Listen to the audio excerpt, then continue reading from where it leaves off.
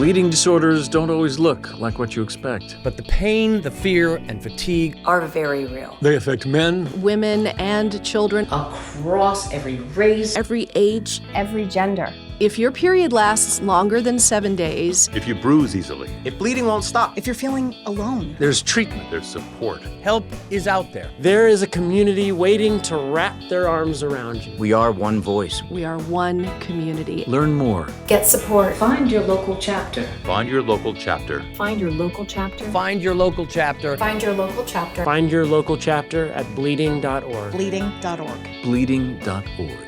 Hi, I'm Amy Jo Johnson. I'm Gabrielle Ruiz. I'm Adrian Pazdar. I'm Jack Coleman. I'm James Denton. I'm Jason Ritter. I'm Camille Guati. I'm Jonathan Frakes. I'm Pierce Joseph. I'm Rebecca Field. I'm Stephen Weber. I'm Melora Hardin, and I support NBDF. We are the National Bleeding Disorders Foundation. Hey everyone! I wish I were there with my buddy Greg Grunberg at this very important live stream for NBDF. I'm actually on location shooting something really fun, but I wanted to take a quick moment to talk about bleeding.org.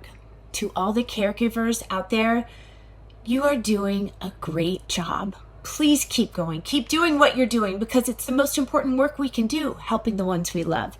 Much more important than the work I'm doing right now. Trust me. I hope you're enjoying the bands and all the amazing folks on the show. And remember to please donate whatever you can. Everything helps. I miss you, Granny. Take care, everybody.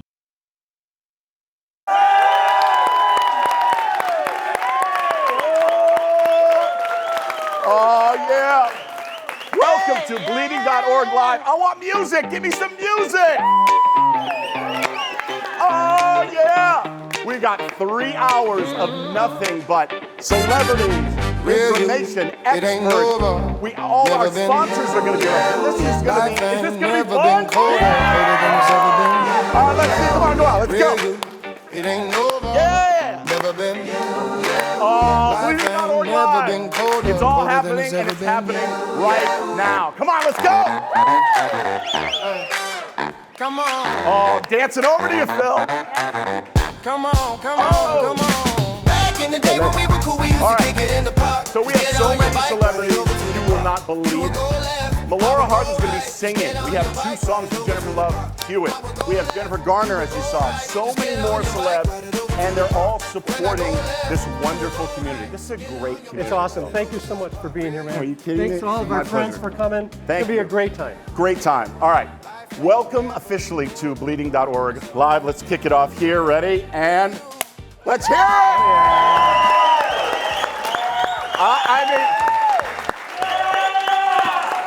That's what I'm talking about. I think we need hecklers as well as cheers. Heckle me. Do whatever you want. This is going to be so much fun. If you want to be a part of this community tonight, head over to bleeding.org Live. That's where everything is happening, the stories, the resources, and the chances to make a real impact. Let's scroll up, please. There we go. None of this happens without the support of all of our sponsors. We've got unbelievable friends supporting this event as they've supported us all year long. We've got Genentech. Genentech. Let's hear it for Genentech. We've got Kedrion. Kedrion. We've got Pfizer helping us. Pfizer, thank you so much. And the company who jumped in, very, very first sponsor to jump in on this is Sanofi. So thank you. Thank you, Sanofi. Now we're going to be hearing from each one of our sponsors later in the show up on the big stage. We got a bar, we got a stage, we got parties all over the country. That's right. That's the other thing that's so great. This community, if you're out there right now and you're watching this, you're not alone. You've heard that term before. You've heard that there's a community that loves you. That's what this 3 hours is all about, proving that to you, showing to you that you're not alone. You can get through this. There's resources, right? There are resources, and the very first place we're going to go is a place that has so many resources for their community. Madonna McGuire-Smith runs an unbelievable show. Wait, Madonna is on the show tonight? Not that Madonna. Wait, are you sure? Another Madonna. Another Madonna. In the Pacific Northwest? Pacific Northwest. I'm excited. They do such an amazing job with their camp, with their education programs, their awareness programs. Wow. The community participates so well there. I love And they're it. a great representation. And I hear they're having a big party. They're having a party. All right. Well, we're going to go to Madonna right now. Let's see if we can get All right. there. Madonna, are you there? I see her on the other We're monitor. there. Oh, Here there we she are. is. Hey! We're here. Oh, yeah. What's up? So, Madonna, this is a special day for all of us, right? It's awesome. Thanks for having us. Like a special day, like a really special day for one of us, isn't it, Madonna? Come on, everybody join me in wishing Madonna a happy birthday. Let's go!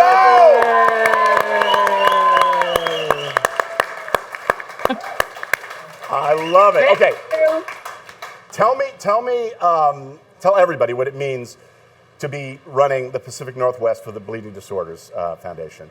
What does your chapter do for families out there?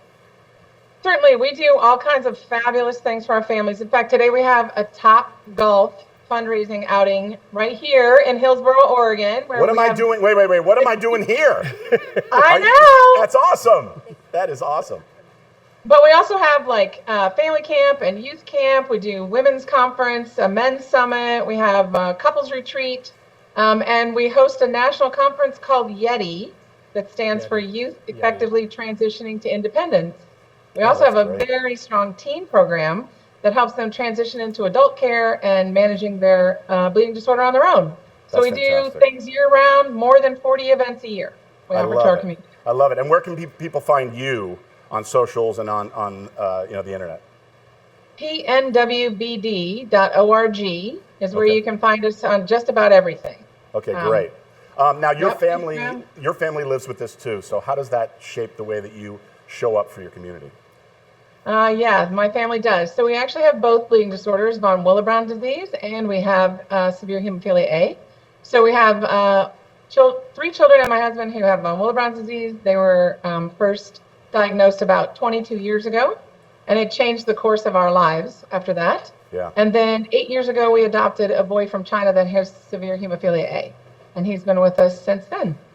So we manage it. And my 3 older children have all launched, and they're managing it on their own from wherever they live in the U.S. now. Okay, so you just used the word that my son has epilepsy, right? And all we want, condition or not, all you want is your children to launch. I mean, you use I heard lunch because I'm starving, but the word launch is so important, and clearly you're doing a good job, and you're doing an incredible job for everyone. We got a big show tonight. What are you most excited to see tonight?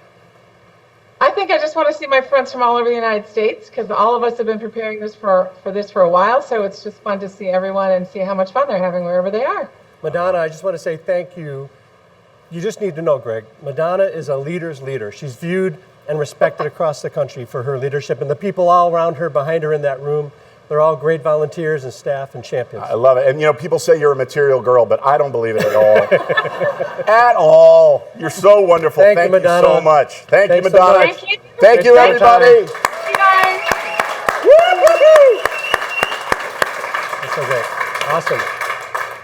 Thanks so much, Madonna. And Greg, I just want to tell you, when you think about bleeding disorders, people want to know what is NBDF doing right now? What is the work that we do? What's our mission? What are we focused on? Yeah. And our mission is really focused on 3 things. We're trying to help people cope and thrive and live their best life. We're trying to find cures, and we're trying to get rid of all of the consequences of bleeding disorders. And when you think about what matters to individuals, if you are facing a bleeding disorder and you're wondering right now what to do, you just need to know that you are not alone. You have an entire network of people who are dedicated and devoted to helping you. And I got to say something, like I am new to this community, not directly affected, but I have been learning and meeting every single one of you, and it's the warmest. We were talking about this earlier. It's like so warm, and everybody, it's like you feel like so embrace that. Yeah. You're watching this. They adopted me. They adopted me. Exactly. And I'll tell you, the place you can find your care at bleeding.org, we want to lead you to a local community chapter. So our chapters are really equipped to serve. They do so much work. They raise awareness, they provide services, they advance the mission through fundraising and capacity building, and they build participation for everybody in their community. They're so devoted, and I just want to say thank you to our chapters. And what matters in our industry, what matters right now in our pharmaceutical industry, and also our medical community. It's time right now to advance our mission forward, and we are so thankful for all of the support that we receive, both from our industry partners and also our medical partners. We cannot do this alone. We need the expertise that's out there, and we need the support, and so do our chapters. So we have an unbelievable set of leaders who help us, and they all volunteer on our MASAC board, our Medical and Scientific Advisory Committee. They're all volunteer. And what happened earlier this month in D.C.? We had an amazing event in D.C. We had our Washington Days. We stormed the Capitol. We had 400 families. I'm sorry, don't say that. Don't say that. Storm the Capitol. No. We're not going to do that.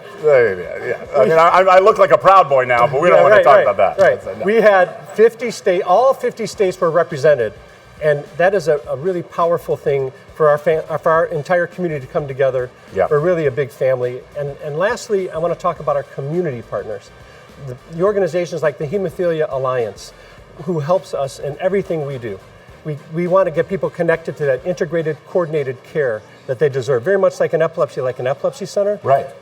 HTCs are an integrated, coordinated care model that is the top. It's shown in research that it's So these are centers where people that have a bleeding disorder can actually go. They can go, and there are 140 of them around the country. Wow. And so our friends at the Hemophilia Alliance, our friends across the community, other advocacy organizations, we really appreciate you, and we look forward to continuing to partner. That's what matters right now.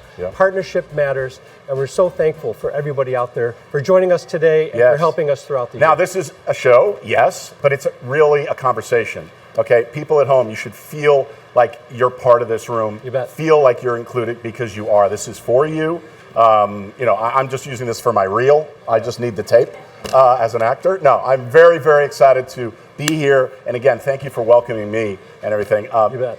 One of the things that we have to really focus on, that we're taking charge with right now, is looking at how bleeding disorders impact women and girls and people who have the potential to menstruate. Let's take a look at some videos right now that talk about that very topic. Let's go.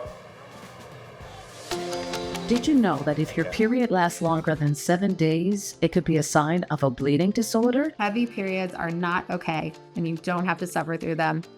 There are ways that we can treat that. They often are a sign of an underlying issue, and they can lead to other medical issues as well. If they're passing clots that are larger than the size of a quarter, or if their bleeding interferes with their daily activities of living, those are things that they really should be sharing with either, their mom or their provider. Tracking my own cycle, and that has helped me be able to get on medication that I need to be on. Don't ignore your symptoms. You deserve answers and treatment. Visit betteryouKnow.org to learn more. For women and girls with bleeding disorders, it takes an average of 16 years to get diagnosed. That's way too long. Women often get left out. Their symptoms and their complaints are things that are attributed to other factors of them being women. It's very hard to get diagnosed. First, because there's that lack of recognition and understanding. But secondly, we tend to, in our families, because it's hereditary, say, that's just how we are in our family. We all have heavy periods. Or we all had nosebleeds when we were kids. Have you had bad bleeds for as long as you can remember? Do you bruise for no reason? Have you been told it's not important? Guess what? It is. The earlier it's talked about, the sooner women get the care they deserve. Having doctors, misdiagnose you or not even consider testing your factor levels is really just like mind-boggling to me that this happened. To learn the signs, share your story, and connect with the doctor who believes you, visit betteryouKnow.org. If you've been dismissed, doubted, or ignored, don't give up. And for many years, we talked about women just being carriers. But that's really not true. And we understand today that women are affected by bleeding disorders. Don't let your bleeding disorder stop you from doing anything, but don't let it be a barrier to achieving the things that you want to achieve. NBDF is an incredible organization, resource for the community, provide a really nice resource for kind of all areas, right? Not only healthcare professionals, but patients and the local chapters. They are here to help and get support, get answers, because your voice matters. Visit bleeding.org now.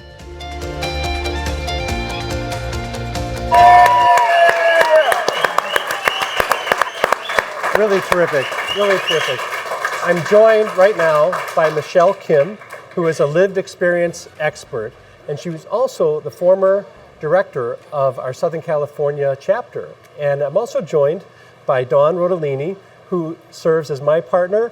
She is a chief operating officer of NBDF, and she also serves globally for the World Federation of Hemophilia, and she leads their Committee on Women and Girls. Let's hear it for her! Really well versed. Welcome. Welcome, Michelle. Glad you're here. So, Michelle, I have a question for you. Bleeding disorders are often thought of as something that affects boys and men. What is the reality for women and girls, and why has it taken so long for the conversation to catch up? Yeah, that's a good question, because typically it takes many years for a girl to get diagnosed with a bleeding disorder. And we do know that in the whole schematic of medicine, women and girls' health is often not a priority. Coupled with that, we also have a rare disease that is also very difficult to diagnose. Right. And so, for example, you have a boy that get his factor levels tested and say he has 35% clotting factor level. He would immediately be diagnosed with mild hemophilia. You have the same girl walk in, she gets diagnosed, tested, 35%. Oh, you're a carrier. Not the same treatment, not the same, And some of them are not even diagnosed. Yeah, right? Correct. No. Yeah, no. I mean, on average in the United States, it takes about 16 years from the first symptom you have to get an accurate diagnosis. For boys and girls, or for just for females. Why? Yeah, let me tell you, Greg, I didn't get diagnosed till I was 45. I officially got diagnosed at 59. There you go. That is crazy. It is crazy. And how long did you have symptoms before you were diagnosed? Since you were little. Yeah. Since you were little. Yeah. And why is that? So it goes all the way back in the early 1800s when hemophilia in particular was first discovered or identified. Yeah. It was in the textbook. It was males, boys, men can have hemophilia, and females are only the carriers of it, inflicting this on their sons. It's Are how you it is kidding written. me? Yeah, that's how Wow. it is written. So that stigma, Yeah. that burden that was put on moms and families has been perpetuated for hundreds of years. Okay, so what does somebody do now? Like, what are you hearing about the barriers that women are facing? If they go to the doctor and they hear, well, no, you know, how do you? We all want to trust our physicians. They're incredible at what they do. It is very true. So what do you recommend? It is really hard because, for example, in my family, we didn't have a family history of bleeding, and so, you know, when I was little or when I got, started bleeding, having my periods, I didn't know what was normal and what was not. It was not something discussed. Amazing. Particularly in my Asian household. Oh, yeah. We didn't talk about anything. No. Coupled with the fact that when I'm having my periods, I'm also passing giant clots. So the thought of having a bleeding disorder didn't even come to my head. Mhm. Why would I be? I'm a great clotter. Right. Because look at these blood clots coming out. Right. It just doesn't. You're starting from very basic level in order to get to the level of when you're getting diagnosed and treated. Okay, Michelle, if there is a woman and girl watching right now, woman or girl watching right now, and they have a question, what's the call to action? What should they, if they think they may have a bleeding disorder, what should they do? Right. Well, first of all, I want to say that we see you. We in this room, I don't know how many women are diagnosed. Hello. We see you. Yeah. I would say to go to bleeding.org. And there on the website, you can find a hematologist that is specifically trained in the bleeding disorder that you need diagnosed. And also local chapters, right? Yes, Absolutely. and I local was just going to chapters say for that. sure. Our local chapters, Yes, they're all listed absolutely. there. Go to your local chapter. They can connect you with all of the resources and Yes. your local physician Yes. that's there at a hemophilia treatment center. We also on betteryouknow.org, there is a risk assessment tool. So if you're thinking and you're listening to this and That's you're thinking, important. oh my gosh, maybe I have a bleeding disorder, we just didn't realize it, you can go to betteryouknow.org, take a 10-minute written, assessment, and then it'll say, yes, you are likely, or maybe this is something you should talk to your healthcare provider Greg, about. I think you have a podcast in your future. Yeah. I know, This is an that's the episode. thing. This is a long discussion. It is a long discussion, and when you hear It is. from lived experience, when you hear, again, you're out there, you're listening to this and going, wait a minute, and this resonates with you, do something about it. Yes. You know, go and find out what you should be doing. You bet. All right. All right. Let's take a little break. We'll see a couple more videos, and we'll come right back. All right, we're going to bumpers. Take it away. Woo! Yeah, way to go. Okay. Great, you guys. That was a home run. Home run. Yeah, it was okay. Next is what, Ken? Talk to young women who thought that they did great. That was awesome. Okay, I don't know. Way to go. Something feels off. Great. Trust your instincts. Ask questions and push for answers. Learn more at betteryouKnow.org.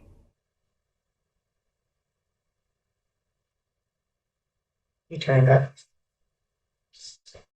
Awesome. So nice. I see another chapter that just came up on the camera. Oh, Is that yeah. Bridget? Is that you? Can you hear us? Can you hear us, Bridget? Yeah, there she is. Yeah, that's it. All right, there she is. It's so great. And this is Gateway, right? This is Gateway. This is Gateway. Bridget, we just talked about women and girls with bleeding disorders. Now you're coming to us live from a men's retreat, okay?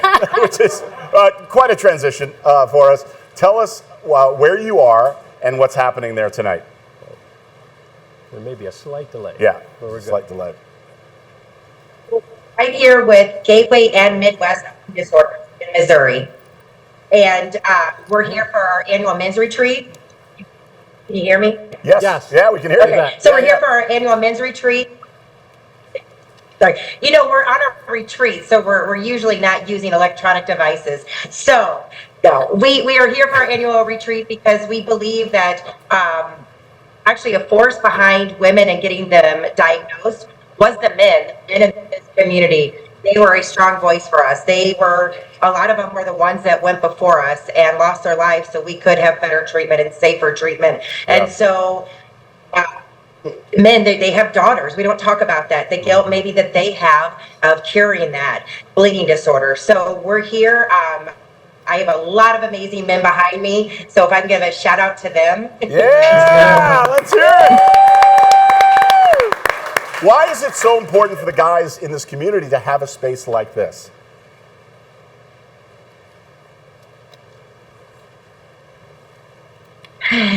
You know, I think it's important because they're not going to come together on their own and say, hey, let's get together and talk. And we talk a lot about mental health, and sometimes just getting together and sitting by someone, having a cup of coffee, fishing with them, golfing with them. A lot comes out in those sidebar conversations when you grow and you feel comfortable with somebody. Yes. So we continue to have this every year. It continues to grow, and we value the men in our community. I got to say, it's absolutely true. You know, you need someone outside of a sibling or a spouse or a partner or whatever, just to talk to and to have a shorthand with. I can tell, you know, or you know, to know what to wear. Everybody's got hats on. I mean, I'm sure there was a memo that went around. Everybody looks so good in that group out there. I love it. What do you want people watching tonight to know about Gateway and Midwest, how to get connected? And Midwest. Also. And Midwest. Yes. So Joel Effort, Angela Brown is here next to me. Say hi, Angela. You know, we want people to know they're not alone, that we are with them from birth to the end. You may need us at sometimes, you may not need us. You may go away. You may start a new job, start a new family. We're still here. We still answer our phones. You may have an insurance issue, or that you just maybe need to pick up the phone and talk to someone that can help you navigate you through it. So I want people to know that we're still here. We're not going away. We're available. And that's awesome. You may go away, but come back. We're around. We're here for you. I love it. Bridget, you've really been a great example of what it means to be a leader in our community. I just want to say congratulations on all your success, and thank you for all that you continue to do and for supporting all the other chapters around the country. We wish you well. Thanks so much for joining us and being here with us. Yeah, let's hear it. It's so great. And, you know, Bridget really is remarkable, as are all of our chapter leaders, Greg. You know, our chapters are the essence of who we are and what we're about. Yeah. You know, we can do all we can nationally, but when it comes right down to it, it's about community. And I want to just take a moment to thank our chapters and all the people that are doing the work day in and day out. It's so true, though, with every condition. When you hear, oh, well, there's the national association. It's this big on the hill, big building. That's what I think of in my head. But the chapters are really where a lot of the help is. You bet. Let's take a look at a couple of videos, and we'll come back and talk a little more. Okay, great. Lifelines. So find your local chapter at bleeding.org. You should find your local NBDF chapter because it will provide you a community of people who are experiencing what you experience every day. Living with a bleeding disorder can feel isolating, but it doesn't have to. Having a chance where you can meet someone else can really help when you're dealing with this difficult diagnosis. Local chapters of NBDF are the heart of the national community, where understanding begins and connection grows. The president of that chapter, being able to call him and says, hey, my child just got diagnosed and I'm kind of lost. And then having a lunch with him a week later and making that a lifelong relationship. You surround yourself with people that will comfort you and be there for you. You'll never be alone. And even if you stray, come back to the community, come back to the national, local organizations. They have you. Find your people who will listen without judgment and cheer without hesitation. Volunteer, donate, fundraise, or simply show up. Big change starts with your NBDF chapter. One of our main focuses is that patients get time to meet each other, share with each other, the kids get to know each other, play with each other. Having a chance where you can meet someone else can really help when you're dealing with this difficult diagnosis. Not feeling that you're alone, especially at that first point diagnosis, is huge. Chapters grow leaders, support families, and respond in real time. We're there for them every step of the way, from the beginning all the way through every struggle and every challenge and every success too. Chapters are ready to act. Find your chapter at bleeding.org. When you're diagnosed with a bleeding disorder, it can feel like no one understands what you're going through. But let me introduce you to your local National Bleeding Disorders chapter. Many of our hemophilia treatment centers collaborate with local chapters to provide education and to ensure that there is an option for people to come together as a community to learn and to benefit from being with each other. We want moms to see older kids who are thriving to know that, hey, life isn't over. In community, you find courage. Through shared experiences, you find strength. And if you're living with a bleeding disorder, there's a whole community ready to lift you up. Now, NBDF is that community. We wanted to get involved with the chapter because we wanted to have a community to engage with that had a commonality, so that Nick would not feel like he was the only one out there, because I knew that isolation of not knowing anybody else who had a similar experience, and we really wanted him to know other people with this diagnosis. So please find your people and start finding them at bleeding.org. When you or your child is diagnosed with a bleeding disorder, the first question is often, where do I turn? For thousands, the answer is their local National Bleeding Disorders Foundation. I have friends that I've called at 1 o'clock in the morning when my child was little. What do I do? Those lifelong friendships and support are so important. If you're not already connected, I've seen some people say, I didn't know that there were this many people with hemophilia or bleeding disorders around. I didn't know. This is where you come to get answers. This is where you come to get support. This is what's going to move you forward with the treatment people need. From first diagnosis to first infusion, to first steps toward advocacy, local chapters turn awareness into action. Find yours at bleeding.org. Keep going, keep going. All right, I'll be back. Yeah, I just want to thank everybody involved, Ken especially, but everybody involved in all of those packages. Just so you know, every celebrity that you see tonight, I've reached out to. These are people that I've worked with over the years, for 30 years, and they've all said yes. I said, I'm doing this, I'm supporting this incredible community, and no one said no. They had questions, which was not surprising. They all want to know more about the community, and it was just wonderful. So every single one of those celebrities and everybody that had anything to do with putting this together, thank you so much, and let's hear it from them. Oh, please. So we are here with one of our key sponsors of Educate to Elevate. Genentech has allowed us to spend some time with Petra Zatmari. Petra has been a friend to our community and for NBDF for many years. And we're just so grateful that you're here. And thank you so much for your support. Thank you. Thank you so much, guys. It's awesome to be here. Hopefully you guys can hear me. Yeah, I'm so happy to be here live, first of all, and also so proud to be part of this rare bleeding disorders community. I've been working at Genentech for about 8 years, but obviously our path and our presence within the community has been much longer, and hopefully it will continue to be really important. So thank you for including us in this really cool campaign. We had to have you because you matched the couch. That's the only reason you're here. Yeah, I know. I told them I have a red jacket. It's like, you're in. Exactly. You guys need you're to Johnny be part Bravo. of this. Do you remember Johnny Bravo from Brady Bunch? You fit the jacket. That's it. All right. Petra, I do know that you care so much about education, care so much about access to care. And so when you heard about Educate to Elevate and thinking about this campaign, not just the live stream, but the whole campaign, what drew you into that? Yeah, really good question. I mean, first of all, I feel like as you described the campaign, it's everything and more. What I personally love about the Educate to Elevate campaign is that it allows more people to understand what it's actually like to live with a rare bleeding disorder in a very fresh and compelling way.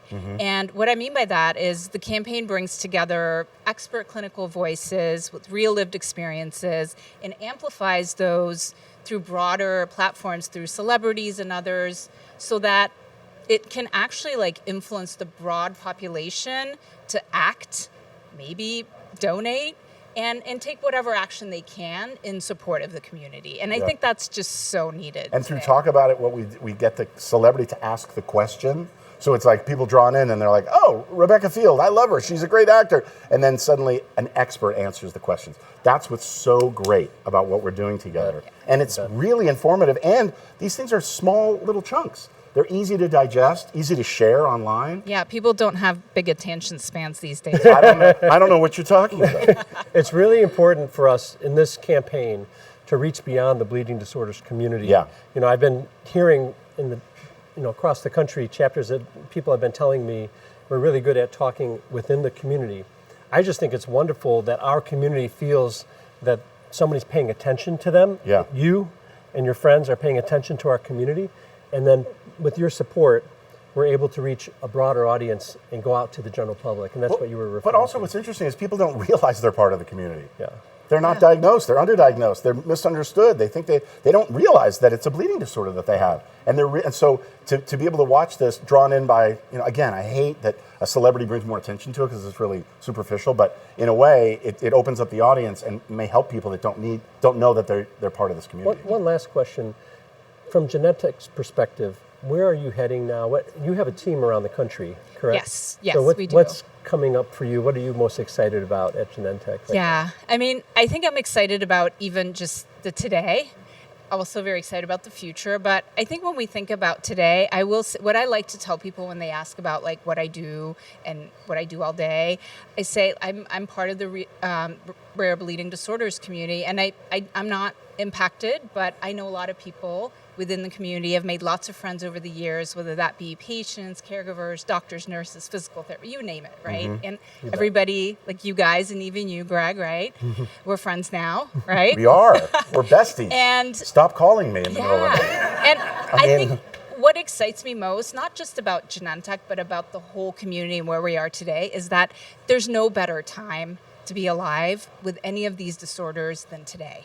We have amazing innovations. We have wonderful things. We have wonderful support networks. The community is super tight, strong. Yeah. And in terms of Genentech, yes, we're on the market with a product.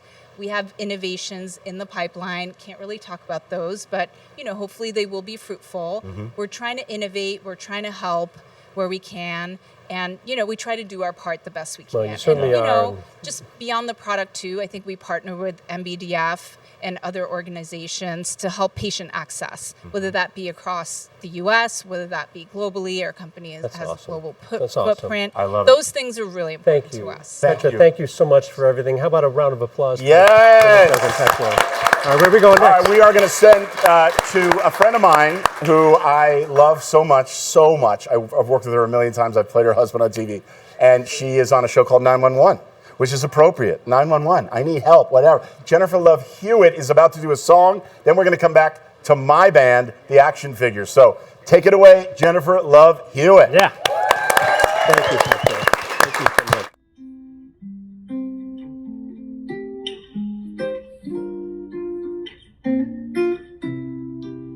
Listen as your day unfolds, challenge what the future holds, try to keep your head up to the sky. Lovers, they may cost you tears, go ahead, release your fears, stand up and be counting, don't be ashamed to cry. You gotta be bad, you gotta be bold, you gotta be wiser, you gotta be hard, you gotta be tough, you gotta be stronger, you gotta be cool, you gotta be calm, you gotta stick together. All I know is love will save the day. Herald what your mother said, read the books your father read, try to solve the puzzles in your own sweet time. Some may have more cash than you, others take a different view. My, oh my, You gotta be bad, you gotta be bold, you gotta be wiser, you gotta be hard, you gotta be tough, you gotta be stronger, you gotta be cool, you gotta be calm, you gotta stick together. All I know is love will save the day.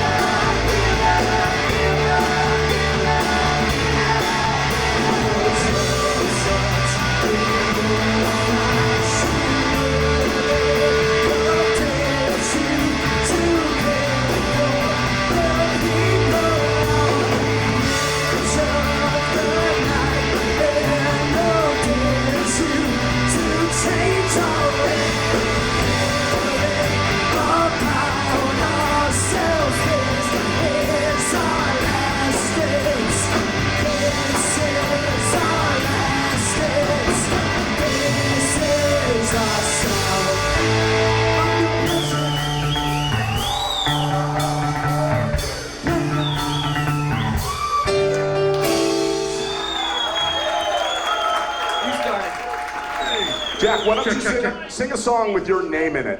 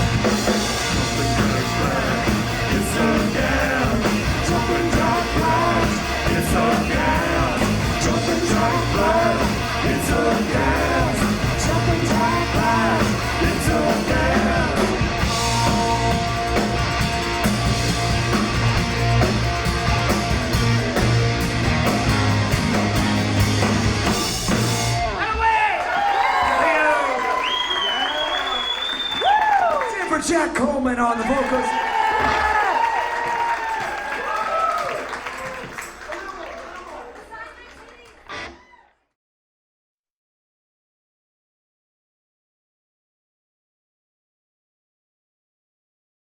Okay, I was in Denver.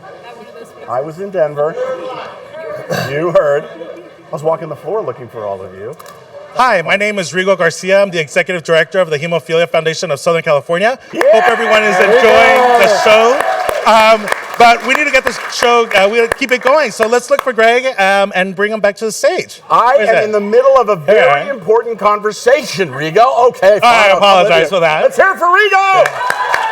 What's up, buddy? How are you? Good, I'm great, thank you. So tell me about your chapter. Like, I want to know the local chapter here. Yes. So the Southern California chapter, one of the great things about it is we're one of the largest, one of the oldest chapters across the nation. We serve over 4,000 community members. Wow. Over 9 counties. One of the great things is that we're very diverse. So a lot of our programming is not only in English, but also in Spanish. Which is one of the great things. So we host the largest all-Spanish conference called Familia de Sangre. It's a national conference. Last year we had over 700 community members attend, which is amazing. Yeah, that's and crazy. We continue to grow. I love that. All right, walk and talk Yes, with me. please. I want to show you and my friend over here that I think you know. Yes, we do. Let's again hear it for Phil Gatone, everybody. Woo! All right. Thank you, Rigo. Thank you. we are going to be heading out again to another chapter. Oh, yeah, where are we going? We're going to, wait, look at all those people. Oh, my God, what's up, everybody? To Boston, Massachusetts. Oh, this is great. This is Boston, Massachusetts. How are you, Boston? What's going on? Hey, we are here in Burlington, Mass. at the New England Hemophilia Association's 10th Annual Consumer Medical Symposium! Yeah! So great. I love it. Were you guys dancing? When I was dancing, I hope you were dancing with me. I hope. Oh, we have some moves. Everyone, show them some moves. Let's hear it.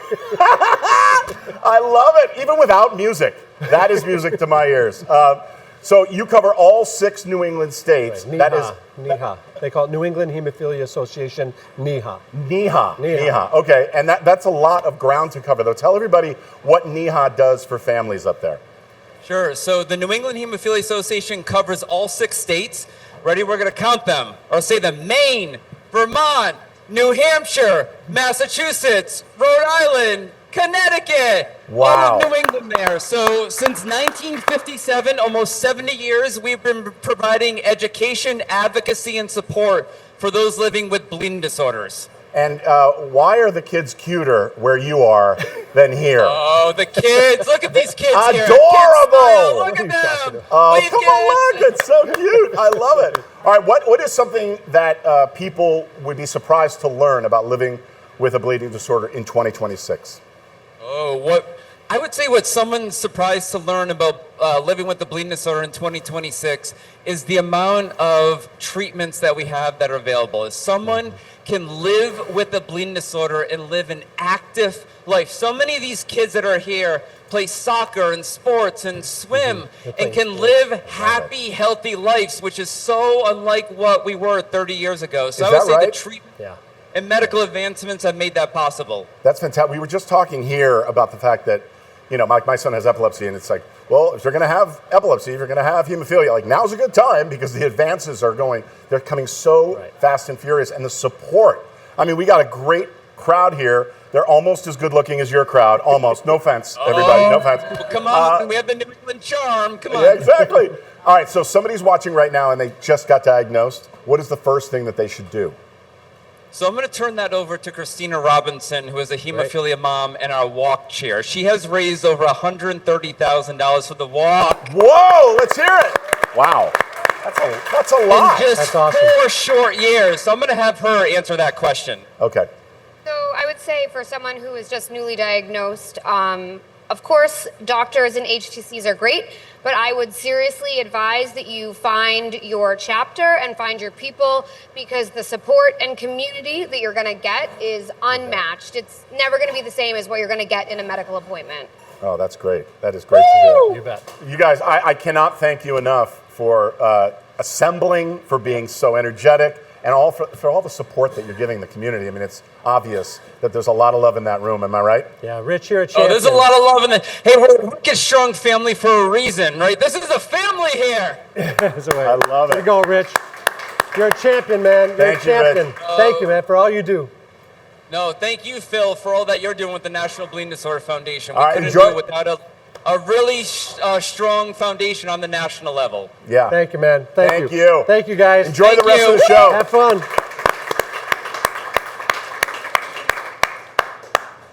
All right. All right.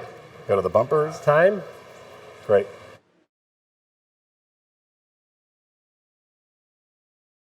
Talk about it because it is important, it is necessary, and we need to be heard. Living with bleeding disorder has taught me not to be humble. You got to speak up for yourself. If you don't advocate for yourself, you lose. If you're feeling alone with your diagnosis, I want you to know there are people in our community that are willing to talk. They're willing to be there, be your sounding board. They're willing to provide education.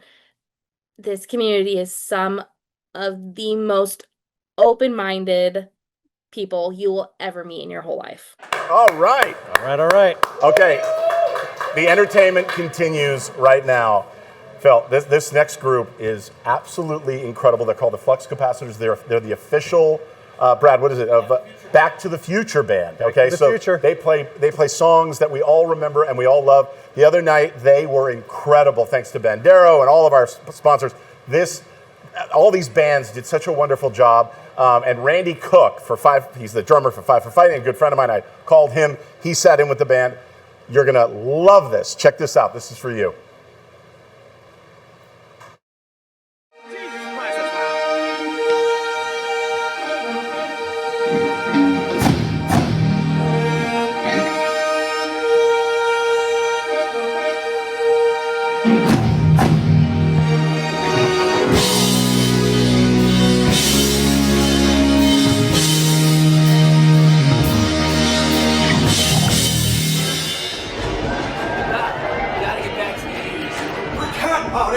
The space-time continuum has been irreversibly tampered with! Jeez, Doc, this is heavy. Weight has nothing to do with it. Listen, Doc, I gotta get back so my band can try out for the high school band. I see some stuff here. I guess the flux capacitors are gonna have to rock the stage for me. And the question I keep asking myself is, are these guys gonna be too damn loud? What if nobody likes them? What if they say they're no good? I don't think these guys can take that kind of rejection.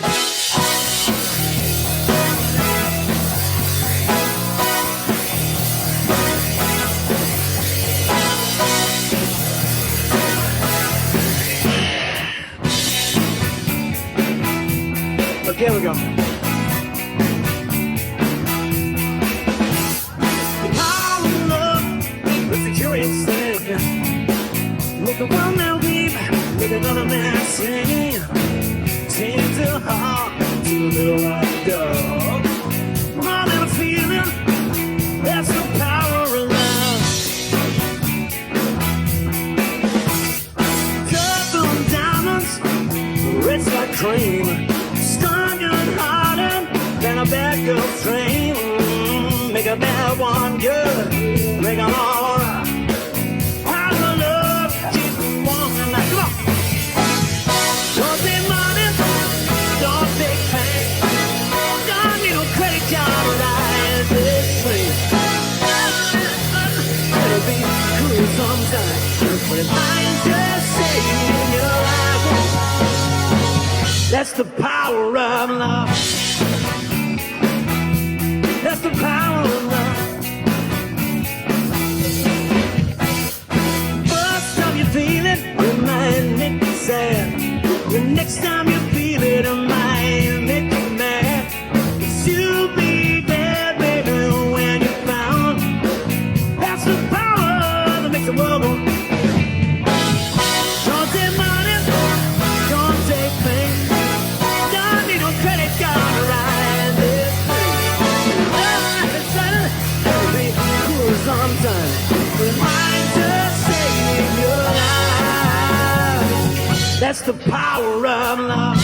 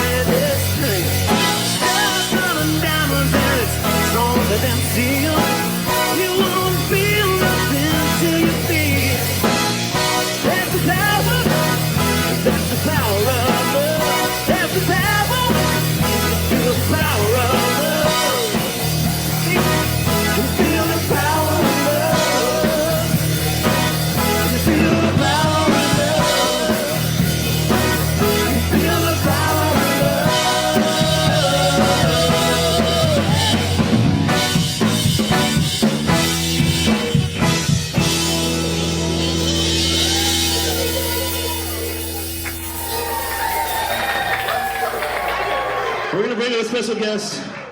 We're going to bring up Randy Cook, drummer for Smash Mouth, and he's going to play a Smash Mouth song with us. Thank you, Randy, for joining us. And he's the musical director of Smash Mouth. Randy Good, ladies and gentlemen. Come on, give it up. Give it up. All right. Woo!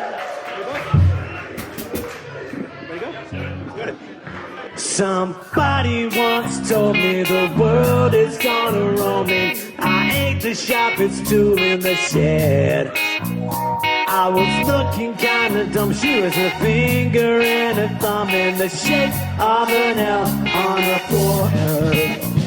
Well, the kids start coming and they don't stop coming. Fed to the rules and I hate the gun running. Did it make sense not to live for fun? Your brain gets smart, but your head gets dumb. So much to do, so much to see. So what's wrong with taking the back seat? You never know if you don't go. You never shine if you don't walk. Hey now, you're a rock star. Bring on and go and play. Hey now, you're a rock star. And show up and get paid. All that only shooting stars break down the wall. It's a cool place and the shit gets colder. Grown up now, wait till you get older. But the media men beg to differ, judging by the hole in the satellite picture. The ice skate is getting pretty thin. The water's getting warm, so you might as well swim. The world's on fire, how about yours? That's the way I like it, I don't ever get bored. Hey now, you're an all-star. Get the game on, go and play. Hey now, you're a rock star. Get the show on, get paid. All that only shooting stars to wake up on the wall.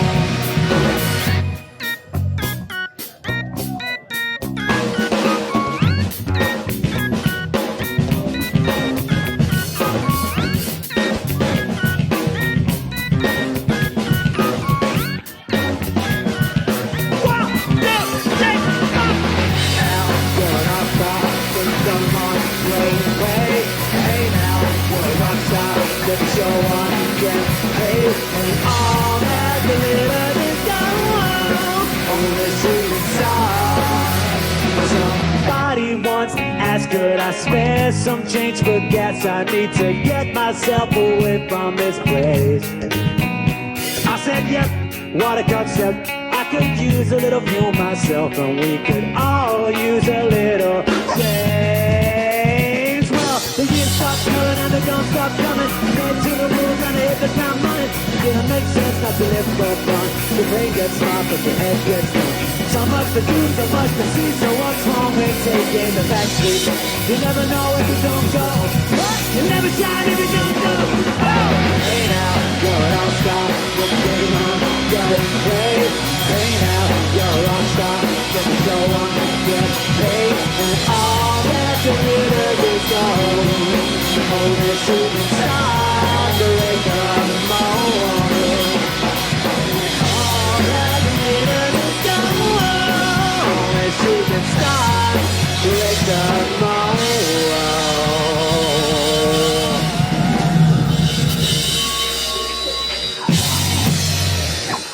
Thank you. All right. Damn, that was awesome. Give it up! Come on.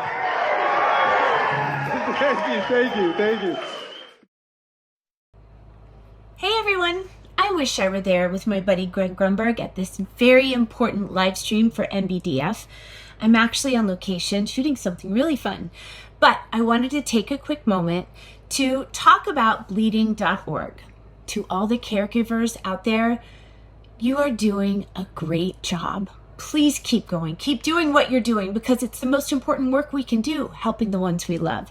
Much more important than the work I'm doing right now. Trust me. I hope you're enjoying the bands and all the amazing folks on the show. And remember to please donate whatever you can. Everything helps. I miss you, Granny. Take care, everybody. If you are just joining us, you have already missed some incredible stories. But this hour is about something different. We are going to get into the facts, into the science, and what you can actually do as a community member. I don't even know what I feel like you're stealing my job. Greg, You're doing a better job hosting than I am. I don't think so, but when did you get to my bar? I belly up to your bar all the time. Well, yeah, I've been this hosting is the true. show. This This is is true. Dawn's bar, everybody. It's my bar, hey! Well, I think the show's been going well so far. I think so too. And the flux capacitors, that band is so They good. Brad and I look on they're ridiculous, right? Yeah. Oh my gosh, they're amazing. They sound like the album. They do. Except for that drummer, he sucks. But other than him, Randy's incredible. Again, amazing. these are people that we reached out to, and they said, yes, we love the Bleeding Disorders community. We want to support. So if you want to support, keep donating. Donate what you can. You don't have to donate. We got another couple hours left, and tons of entertainment. More celebrities coming up. So enjoy the rest of the show. You enjoy the rest of the show. And you're doing a great job at your bar. Thank you. Thank you very much. I love my bar. We'll be back here Very at the bar excited. later. Well, before we go any further, though, Yeah. we need to say a huge thank you to our sponsors. Oh, let's do for it. making tonight possible. Can I hear a Genentech? Yeah! Can I hear a Kedrion? Kedrion! What about Pfizer? Pfizer! And Sanofi.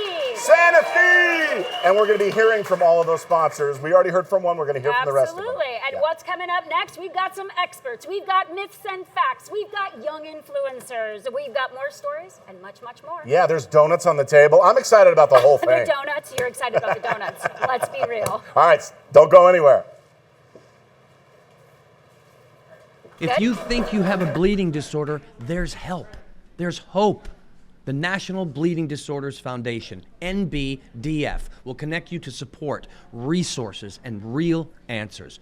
We are here to help. We are bleeding.org. You don't have to do this alone. We're back. Here we are. We are back. We're here. We have Central Texas. Yes, we're going to head out to Central Texas. Julie Jones, where is Julie? I know that your team is... Hey, there you are. There you are. Awesome. Hi, How about Julie. a hand for Julie? Great to see you, Julie. Can you hear us okay? Can you hear us, Julie? I can hear you. Can you hear me? Oh, Yes, yeah, perfect. yes, we got definitely you. hear you. So, Julie, you run... Oh, hey, you got a good group there. I love it. Hey! Yes. Fantastic. You We run... actually we have 170 people here. Wow. Yeah. Oh, that is fantastic. Are you enjoying the music? Are you enjoying the show so far? Everything has been great. I love it. Okay, I have a few questions for you. You run Texas Central Bleeding Disorders out of Dallas. Tell everybody what your chapter is all about. So Texas Central has been around. Okay, we have a little noise in the background. Oh, no problem. We can hear you. We can hear you. Okay, good. All right, so we've been here for 60 years, and we are all of North Texas. So everything north of Austin, Texas is big. That's a lot of area, a lot of people. Yes. That's So let me ask you, you mentioned Texas is a big state. It's huge. What does it actually take to make sure that all the families across North Texas actually get the support that they need? A lot of work, awesome board directors, your vice president here with me tonight, an amazing staff, an amazing community. Our Texas Central community, not one of the biggest in the country, but work hard for each other. Takes a lot of funding efforts. So like tonight, we're telling everyone, use this QR code. I want to see this phones out. And it takes a lot of just community work. I think the people who go out to those outlying areas, all the different parts that we serve. Yeah, well, you're doing a great job. I mean, the whole idea of what we're doing here is obviously letting people know that there is such a strong community, and you guys are showing it right there, and you're showing it every day in what you do. What's the one thing that you wish more people understood about this community? One thing, that's hard. Well, two things. Yeah, whatever. I wish that more people just knew what bleeding disorder were. I wish more people maybe had spoken. I've cut myself, and I wish more people knew that that's joints and all. And we're doing myth and fact here. But at the same time, it doesn't want to define who we are. Our community, they live with bleeding disorders, but it is not who they are. They are moms and dads, brothers and sisters. They're great at their jobs. They're great in their communities. They do so many big, amazing things that they have done it in spite of having a You bet. Yeah, yeah, absolutely. Julie, you're a champion. You really have led beautifully in Texas, and Julie's highly respected around the country by all of our chapter leaders. And just want to say thank you for all of your leadership and your support and your encouragement these past couple of years since I've been serving. Thank you so much for all you do. Before we let you go, Julie, tell everybody what's coming up. What is coming up in your community? Tonight, we're going to play a little loteria, which is Mexican bingo for anyone who doesn't know. So we're going to be doing a little bit of that tonight. The rest of the year, we have so many exciting things. We have men's retreats, women's retreats. I think next y'all are going to my our fellow chapter Lone Star down in South Texas. Oh, great. We're doing a big conference with 700 community members from around the state. That's amazing. in 700. June. So, That's yeah. so great. Wow. Well, congratulations on everything you do. Thank you. Oh, I was just saying thank you so much, and thanks for making the time and gathering such a great group. I love the little guy over there. Let's hear it for him, everybody. Thanks, Julie. Thank you, Julie. Thank you. Terrific. All right. Terrific. So we where are now going headed to another band that is just incredible. These guys are the Remotes. They played. Did we play them? Did they play already? This is the first time. Okay, this band is one of my favorites. They're really, really popular, and they play all these really, these songs that we all remember, and they're theme songs to some of your favorite TV shows and movies. So enjoy this. These are the Remotes. All right, well, listen, if you listened to the radio back in 1981, you would have heard this song when it hit #2 on the Billboard charts. Or if you are slightly younger, you remember it from George Costanza's Answering Machine. Excellent. These are my people over here.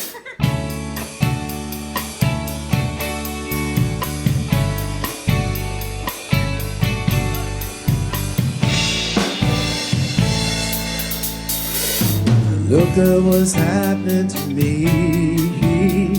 I can't believe it myself. Suddenly I'm up on top of the world. Should have been somebody else. Believe it or not, I'm walking on air. Never thought I would feel so free.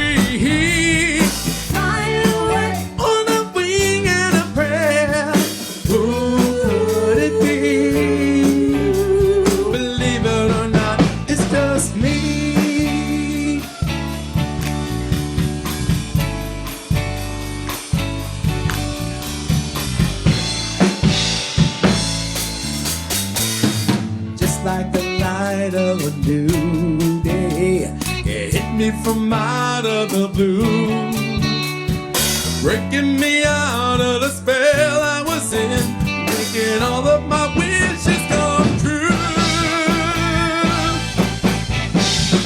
Believe it or not, I'm walking on air. Never thought I would feel so free.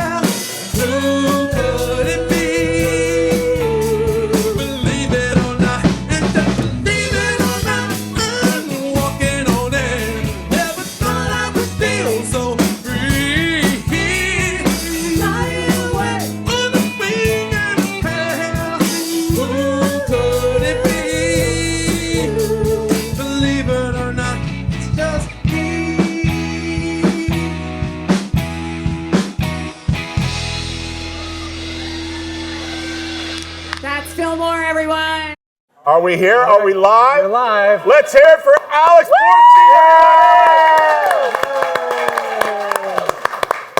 Borstein! Okay, Alex, first of all, I can't believe we've never worked together. That is a first. I can. Can? No. But first, let me tell you, I am right now standing on a box. Stand up. Let me show you the reality. Yeah, there we go. There we go. Okay. All right. Now you can, there we go. Okay, Now good. we may have, though. Maybe there's something we did voice. Did you do voice for? I don't know. Not like you. I mean, I just want to get it out. I'm such a fan of honestly, everything you do. This is amazing. Incredible. Honestly, you're just so naturally funny. Everything, I just love it. It's what I try to do, and everything I'm doing is just be natural and whatever. But you do it with such flair, and you're so hilarious. So anyway, and when I was putting the list together, like calling everybody I've ever worked with and try to get them, everybody said yes. And then when they told me that you were coming in, I was really excited. So you said no. Yeah, exactly. No, I said get a bigger box. We're going to need the biggest box you have. This'll do. This'll do. So why are you a part of the bleeding disorders community? Tell everybody. Well, I am a low-level carrier of hemophilia A. I have 27%. What does that mean? Explain that to me. So certain people with bleeding disorders, you have a certain level of factor activity level. Okay. A normal person has anywhere from 50% to 150%.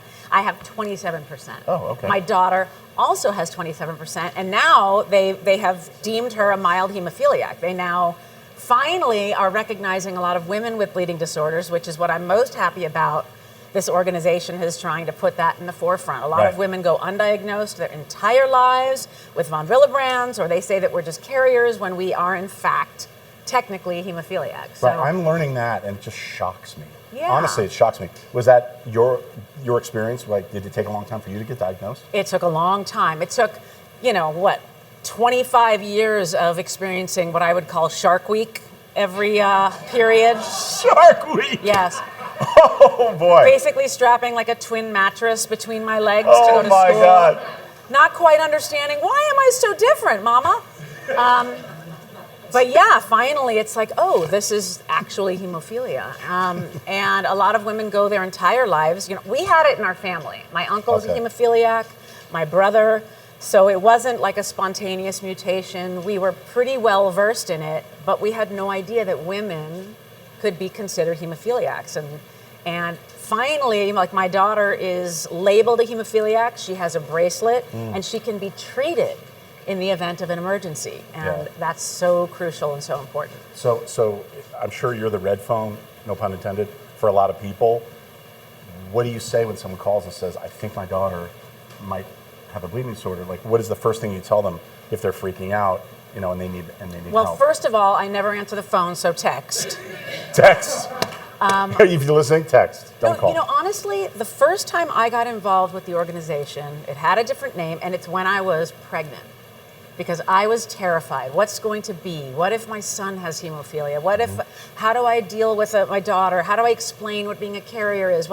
And the organization had put me in touch with other people, and that was crucial. Talking to other moms, finding out what it's like, actually boots to the ground, day to day, taking care of someone with hemophilia and living with hemophilia. So now I try to do that for other people. Okay, and then my little son has epilepsy, so it doesn't present until you see someone have a seizure.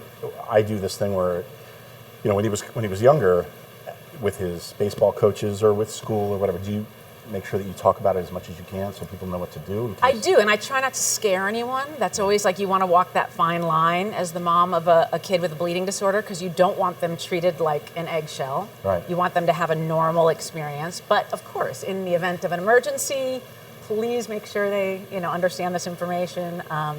And we're very lucky. She's a mild hemophiliac. My brother was not as lucky. He had many, many, many injuries. It was always, we were in and out of hospitals. It was just very common because we didn't have a treatment center. Right. We didn't have a place to go where they taught you, the big stick that had to be done years later at a summer camp to learn how to transfuse yourself. We had to go to an emergency room, and it was very traumatic. Yeah.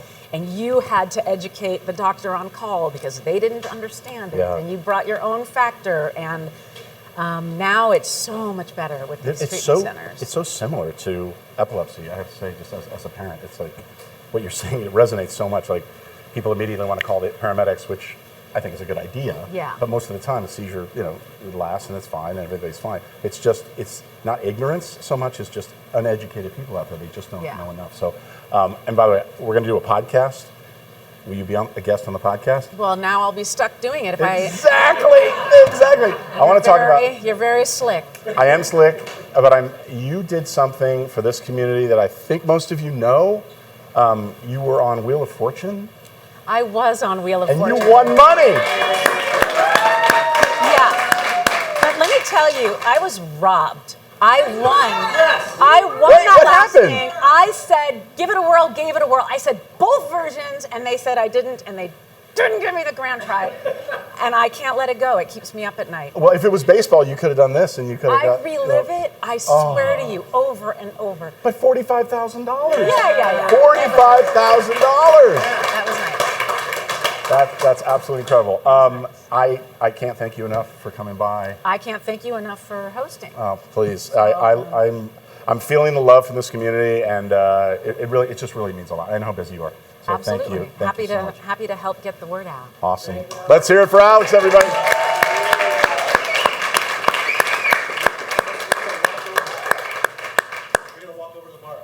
All right. Over to the bar. Give me a hug. I want a hug. You're the best. Thank Thank you so much. Should I leave my bag here?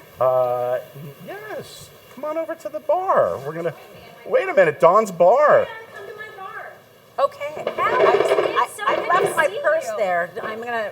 Okay. The $45,000 is in the purse? That's right. Thank you for your donation. Yes. Hello.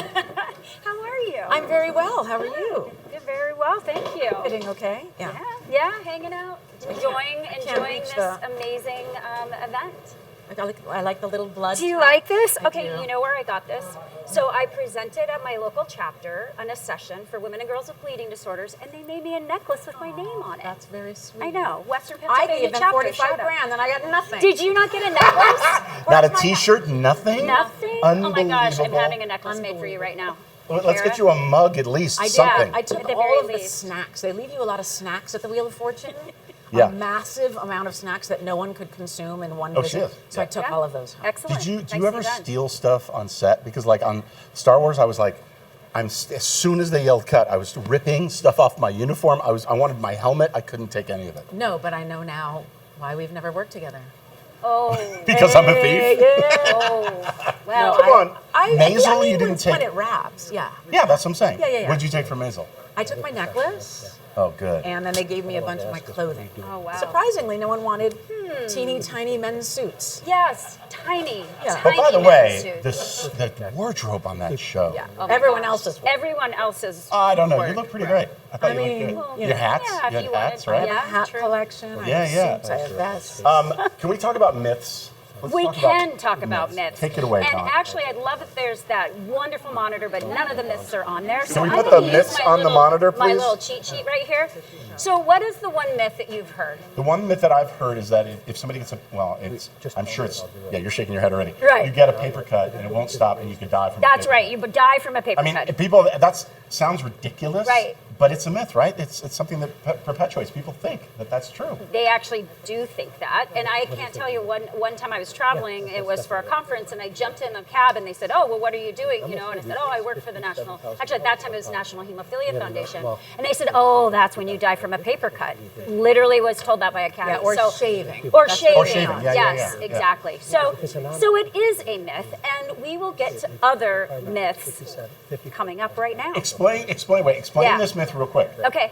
So someone with hemophilia, they have a little paper cut. It's going to heal just like normal, or is it going to take longer to coagulate? I mean, it technically might actually take a little longer, It but might that's take a little not. longer. It's But you the know what's internal beautiful bleeding about that's right. really. So a paper cut, you can actually put pressure on it, and you can help stop the bleeding, got it, okay. right? Because it's external. Right. But it's the internal bleeding that you number one can't see, Yeah. but also number two, it's not like you can go, okay, let me do this right And the now. But it's internal also bleeding- joints, it's elbows and knees and ankles and shoulders. That's where we have a lot of the bleeding because we move and And the internal bleeding happens without without cause. Without cause. Well, it depends on the severity of your hemophilia. If at a certain level, yes. I know some people just like getting up. It's like, shoot. pretty soon. But more mild you are, it can be, an accident or an injury or sports related or. Okay. Yeah. And for you, has it been like, what's the worst thing where you were like, I can't believe, there's no way, because it's so mild? Yeah, for me it was when I was little, I bit the tip of my tongue off. That bleeds like a mother. And mouth bleeds Wow. are really prolific. That They, was one, and then during childbirth. Pleasure to know you. Two C-sections. Absolutely, I also Yes. Yes. And ended up back in the hospital with prolonged bleeding. Isn't that fun? Yeah. So, I know. I was gonna say, what about the myth that only boys and men, we discussed this a little bit, but only boys and men have bleeding disorders? Yeah, absolutely. Well, thank you so much for moving that. So women and girls, obviously we just had a great segment talking about women and girls with bleeding disorders. We started off with Michelle Kim earlier in the last hour. So for those of you who missed that, that was really amazing. And then Alex, you just talked about it. So obviously women and girls can have bleeding disorders, including hemophilia and von Willebrand disease, but also very rare disorders also affect women. And so there's this whole coagulation clotting cascade, right? It's like dominoes. There's a bunch of proteins that come together to make a clot. Well, if you're missing one of those, you can be male or female and you can have a bleeding disorder. Okay. But in the case of women and girls, because of all what we talked about earlier, they get dismissed. They get ignored. They are often under-recognized and underdiagnosed. And what about when a woman or a girl is told, it's just a heavy period, it's totally normal? That's right. How do you know when that is true, or when it can be something more? That's a really good question. So yes, that is a myth, obviously, that, just They heavy let her periods are answer. part of being, that's just part of being a woman. Yeah. No, Yeah. absolutely not. The 7-2-1 rule, anything that lasts longer than 7 days, that's a problem. Oh, okay. If you have to change pads or tampons every 2 hours or less, that's a problem. If you have clots, Michelle talked earlier about blood clots. Yeah. If you have clots that are the size of like a quarter or larger, that's not normal. So those are the ways you can know. And then you definitely have to talk to your doctor. Yeah, it's interesting because you don't want, nobody wants their child to be labeled. Right. Nobody wants their child to actually have something. Right. So it's on both sides. It's the patient That's recognizing exactly it right. and the doctor. But I can't believe doctors would actually say, you're fine, you're fine. I mean, for that to go on for so long. Greg, I was actually told while I was having a bleeding issue, thank God you don't have hemophilia. Can you imagine how bad your bleeding would be? And that was before I got diagnosed. Wow. Yeah. Yep. So it's not known. It's not that look, hemophilia in med class, it's usually taught in genetics. Yeah. It's not even taught in how to care for a patient with hemophilia because it's so rare. And what about someone that says, well, it can't be a bleeding disorder because I don't have that in my family? Right, It's only, exactly. So we do know at least a third of the cases of hemophilia are spontaneous mutations. Okay. But we also know that because they're unrecognized, for example, 1% of our population in the United States and in the world have von Willebrand disease, but they're not getting diagnosed because either they could have a mild form and they're not recognizing the bruises or the gum bleeding or the nosebleeds, all the things that go with that. Right. That's their normal. We tend to normalize everything. And we heard in Michelle's family earlier about the cultural influences and stigma about talking about periods. No one wants to talk about periods. Yeah. That's just part of it. Yeah, okay. Yeah, the nosebleeds is something that we deal with very, very consistently. Yeah. That's kind of my I had, though, growing up, I had to get cauterized. Did you? Yeah, several times. Right. It was, Do you have a bleeding disorder? I don't know. It hasn't happened anymore, but when it was younger, and it was just like, there's just dryness, this dryness, this dryness. Well, and again, think about that. That's usually what is said. If you're going to a pediatrician, they're like, look, this happens, get a humidifier. Right. But if this is persistent and this happens for a long period of time, if your nose bleeds longer than 10 minutes, also, that's a sign. Yeah, okay. Yeah. You mentioned earlier people can text you. Do you want to give their cell number out so that everybody can text you? 555-1212. That's that number. Do they still use that number? I don't know what they do now. It might be. Any area code. Yeah, exactly. 555-1212. Thank you for coming. Of course. You are the best. Thank you for gracing my bar with your presence. Exactly. The You're bloody welcome bar. back anytime. It's the By the way, bloody this bar. is my spot. Is it? Yeah, we do things here all the time, and you can do anything you want here. Comedy show, whatever. Please, it's now your place to use. There's drums back there. I think Awesome. you can go play those drums. I love it. Round of applause for Alex, everybody.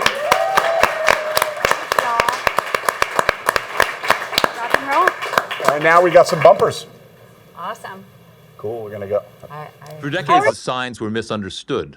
Long bleeds, mysterious bruises, surgeries that didn't go as planned. Today we know bleeding disorders can run in families, and with knowledge comes responsibility, not just for ourselves, but to protect the next generation. Every nurse should know this about bleeding disorders, and that is that it is a manageable diagnosis and that there are many resources at your fingertips. Control room, you won't He be. does also. So Phil's with 1L. Yeah. In there. All right, are we live? All right. Yeah, we're going. All right. So I love it. So welcome to now They don't? my couch. And we have the two Phils here. Phil's both with 1L. So really and truly, Phil, it is so nice to have you here with us and so appreciative of Pfizer's commitment and support, not just to this event, but to NBDF over all these years, to the programs and services that we run. Your partnership has been incredible. Also, Pfizer's commitment to comprehensive care and research has been really key. And I would love to invite you to say a few words. Thank you so much. It's a pleasure and privilege to be here. My name is Phil Kai. It's nice to meet another Phil here. But for over 25 years, Pfizer's commitment has been relentless, especially in the bleeding disorders community. And I'm just really a small part of a big team that represents Pfizer back at home. And we're just really committed to making sure that every voice counts, every journey and every story has enough platform to be shared upon. And if there's any other ways that we can engage with the community, you can learn together with us and connect with us at togetherforrare.com. But we're just really thrilled to be here, be part of this team, this event. And one thing that I really take away from this experience is educate is to really empower, and to really empower is to really encourage. And I hope that we could be a small part of that. Thank you so much. Oh my gosh, thank you very much. All right, everybody, round of applause. I also want to say thank you for the work that you and your team are doing. You know, Brad is not here. Brad is a good friend. And Phil, Brad, and everybody that I've met at Pfizer has been just really wonderful. And I travel around the country quite a bit. And wherever I go, Pfizer is represented. So we're so thankful for your leadership and your support and your continued partnership, not only with Educate to Elevate, but with all of the initiatives that go on at our national organization and the chapters around the country. So thank you so much. Thank you. We really look forward to appreciate the it. NBDF.org live.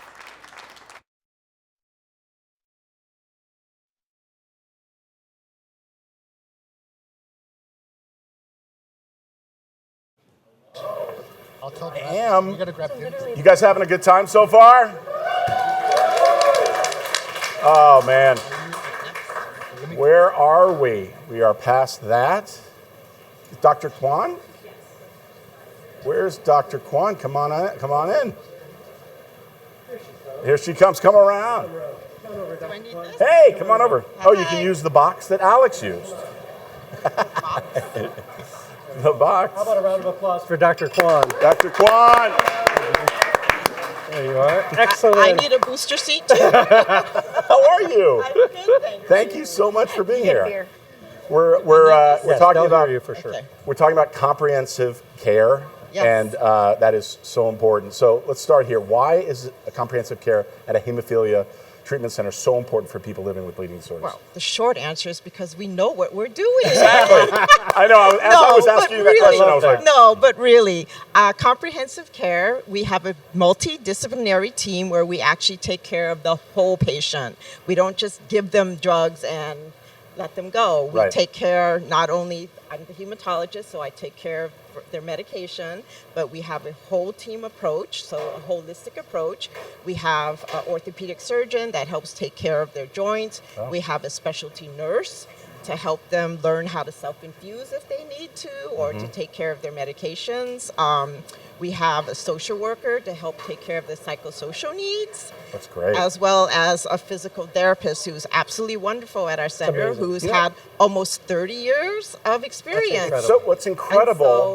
And so, again, we have Yep, holistic. all the bases covered. Right.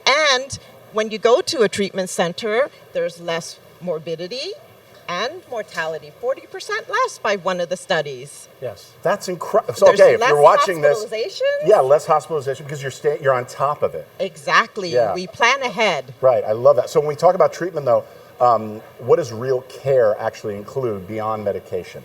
Well, again, you just said a lot of it. We talked about taking care of the whole patient. It's not just giving them the medication, as I said. Right. We want to make sure not only do they get treated appropriately, but that they thrive. And you talked about that earlier. So that we want them to be as normal as possible, to have the dreams and aspirations like most other people do have, right? You know, I think about and so we Rigo. want them to thrive. You know, Rigo is amazing in Yes. Southern California. That connection between your work and the work of the chapter, the NBDF chapter nearby, how does that fit into your practice? So I've been with the chapter for a number of years, I think almost 15 or 20 years. Even before Rigo, I was also with Michelle as their medical consultant. And so when they have questions about medication or if a treatment is appropriate or even activities, you don't want people to have an activity that could cause bleeding, right? Right.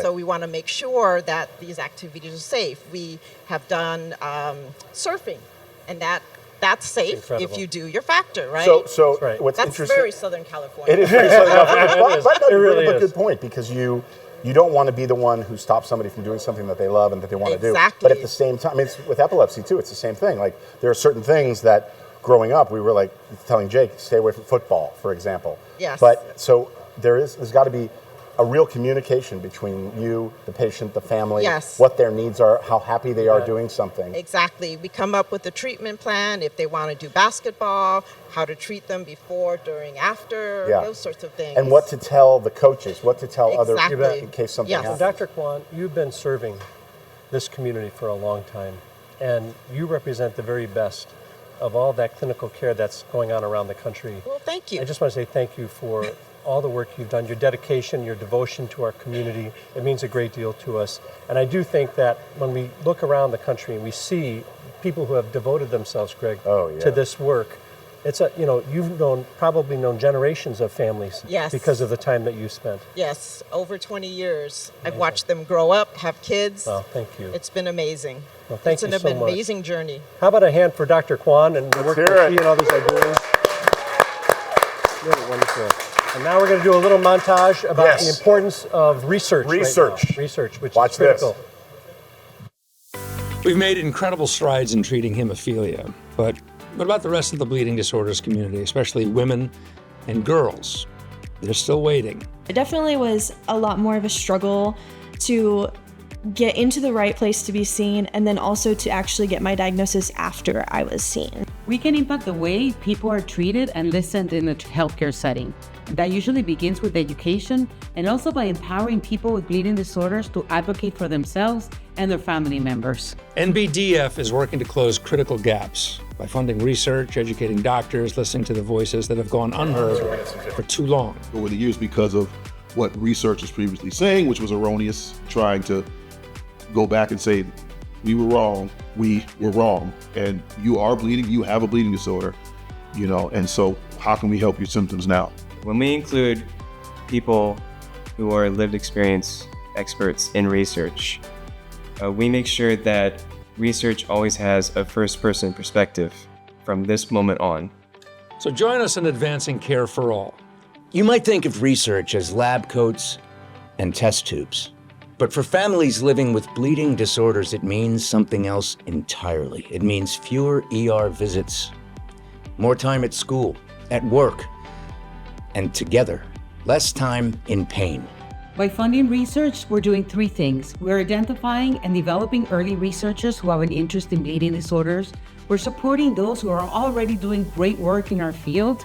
And together, we're advancing the scientific groundwork needed to improve treatments and outcomes for people with bleeding disorders. Research changes what's possible. This is the time that we have to band together and have one voice and help people understand that by working together to innovate, to create knowledge, to move our field forward, is now. Over the years, I've learned that the National Bleeding Disorders Foundation has been transformative in my life. All of the programs and activities that make the National Bleeding Disorders Foundation able to advance on their research and their advocacy agendas take resources, both human and financial. I have found it enormously rewarding to see what I have contributed really help propel that forward and encourage others to do the same. We are the National Bleeding Disorders Foundation.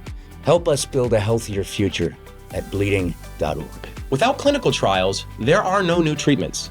Participation matters. It's very hard with a rare disease to get enough patient blood samples or get enough people enrolled into a clinical trial to show that something is safe and effective. And so only by participating in research are people able to get better access to treatment. And whenever anyone's considering participating in research now, I say that it may not benefit them directly at the moment, but it may benefit people in the future. And that the treatments that we have today are because people 10, 15, 20 years ago or longer participated in research then that helped us get to this point. Visit bleeding.org to learn more. And we're back. Can we hear some noise?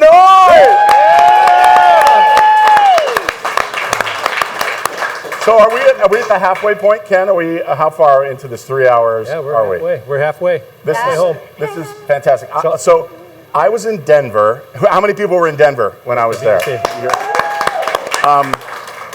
For BDC, and I saw something that broke my heart, gave me hope. It was so beautiful that I decided to get involved and help and jumped on as a producer of a film. And this is all because of a gentleman who not only is impacted by a bleeding disorder, but has incredible talent in developing documentaries.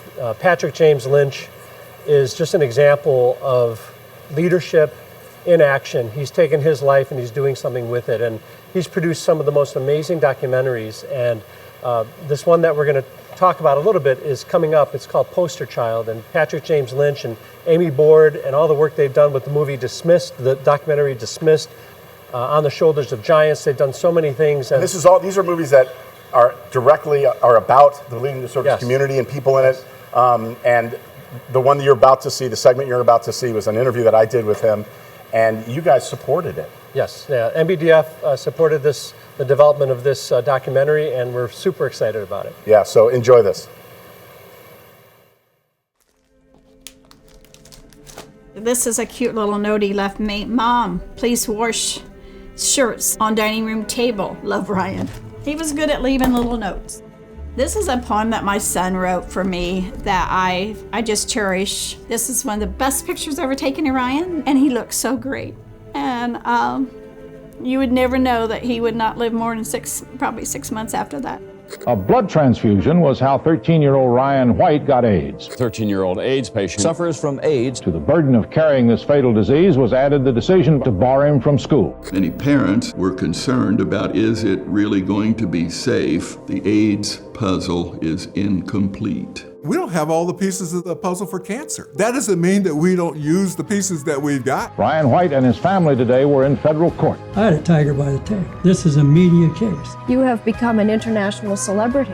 He was under a magnifying glass. Ryan's story was very compelling to me.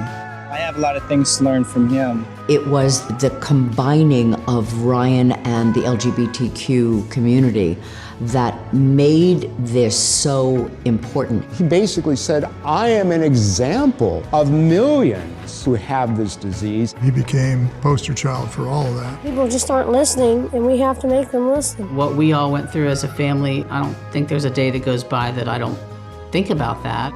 There wasn't anybody who met Ryan who was not changed. I'm here today to tell you some of the hardships and struggles of dealing with hemophilia and AIDS. The bravery he had is unmatchable.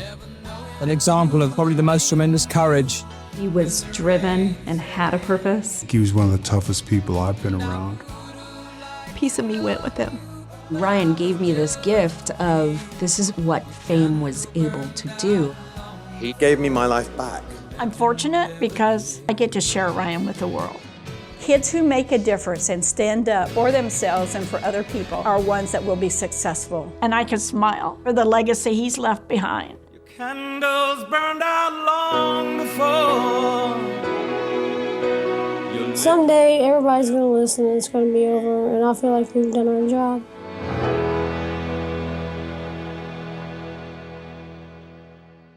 Patrick, thank you for joining Bleeding.org Live, and thank you for doing this wonderful film. Tell me, how did this all start? Oh my goodness, Greg, thank you for having me. Thank you for your interest in the film. You know, this all started with a fellow blood brother, another guy with hemophilia, reaching out to me to say, do you know about Ryan White? And I said, yeah, as a guy with hemophilia, I'd heard his name. He goes, yeah, but do you really know the story? And he encouraged me to look deeper. And once I did, I said to him a couple days later, how quickly can you put Jeannie White-Ginder and me in a room together? Because it was clear to me there was a huge story there. And I soon thereafter spent 2 full days with Jeannie in her home in Florida. I'll tell you, Greg, I don't think we had a drink of water. I don't think anyone went to the bathroom. It was just 2 full days of storytelling. Wow. Story after story after story. And I left that thinking, man, if this isn't a film, then I just don't know what I'm doing with my life. So I knew that first time I met Jeannie that I didn't know what Poster Child would become. I didn't know we would connect, and I didn't know but I knew that this story somehow had to make its way into the world. Yeah, and you did such a beautiful job. Everyone will soon find out, just beyond the teaser trailer, just how incredible. I mean, I know you're a filmmaker, and I know you've done this before, but this community desperately needs this. Speak to that, because you must now, in your journey and meeting other people and their reaction to the film, you must see just how important it is for this community to have a community, that they can call their own and hear stories like this, learn from them, and talk about it. Well, there's a lot of elements to Ryan's story that intersect with community and the importance of community. I will say that Ryan is an American hero, and what he did is nothing short of heroic. And we as a bleeding disorders community, we don't have a ton of people like Ryan in our history, these role models that we can look up to and say, that's that. I want to be like that. We just haven't had that many folks who have lived long, healthy lives, historically speaking. So for me, Ryan represents what it means to be a change maker in spite of all possible circumstances. Who would have thought that this teenage boy with hemophilia, born to a single mom factory worker in the crumbling Rust Belt of America, would be the person to influence HIV policy in America, arguably more than anyone else in the world? That is not the casting call for a hero, but that's exactly who Ryan White was. So I think our community needs this story because we need to appreciate that he's one of us. That is our community member. And what he did, we're not all going to do what Ryan White did, but we can all make a huge difference if we truly appreciate just how much agency each of us has. Yeah, and I see the excitement every day that I'm privileged enough to work with everyone at NBDF. Any parting words before we go back to the live stream? Well, thank you everybody for your attention on Ryan White. The portion of time that Ryan lived through, what our community experienced during that time, it's a story we can't forget. But Ryan's story gives us a reason to examine that period of time with hope, with a reason to believe, and with a reinforcement that with a community, anything is possible. So thank you, Greg, for your interest in the film and for your giving me some space today to talk about it with everybody. Absolutely. Thanks for coming on. And you and I have a lot more to discuss and a lot more to show the world. So thank you. Thank you. Wow. That was really an incredible interview. I'm so excited to see that film. So welcome back to my bar, which Alex Borstein just named the Bloody Bar. So welcome back to the Bloody Bar. And oh my gosh, what are you doing here? Hey everybody, it's Greg Grunberg here. Just kidding, no, I'm much less handsome, I'm shorter, and I book less. We're here, we're talking about some myths, I believe. We're back. Yeah. Bruce, it's so good to have you here. Thank you very much. Thank you so much for joining us Thank you for having doing this. I'm a lucky man. Yeah, so all right, bring on the myths. I'm here to bust those myths. So like Greg was talking about the ones that he'd heard about, this one that I've heard about, is that bleeding disorders are more serious in children.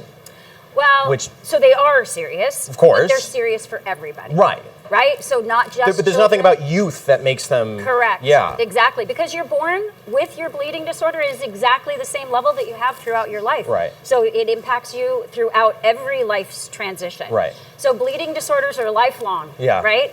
And they require ongoing care, Right. advocacy, Yeah. and transitioning from mom taking care of you into independent and adolescence and going to college or whatever you do Yeah. after high school. Yeah. That can be a really trying time. Yeah, can it, like, I'm curious, to your knowledge about this, since I have less than you do, since you're born with it, is there a point in which your life it can become more serious?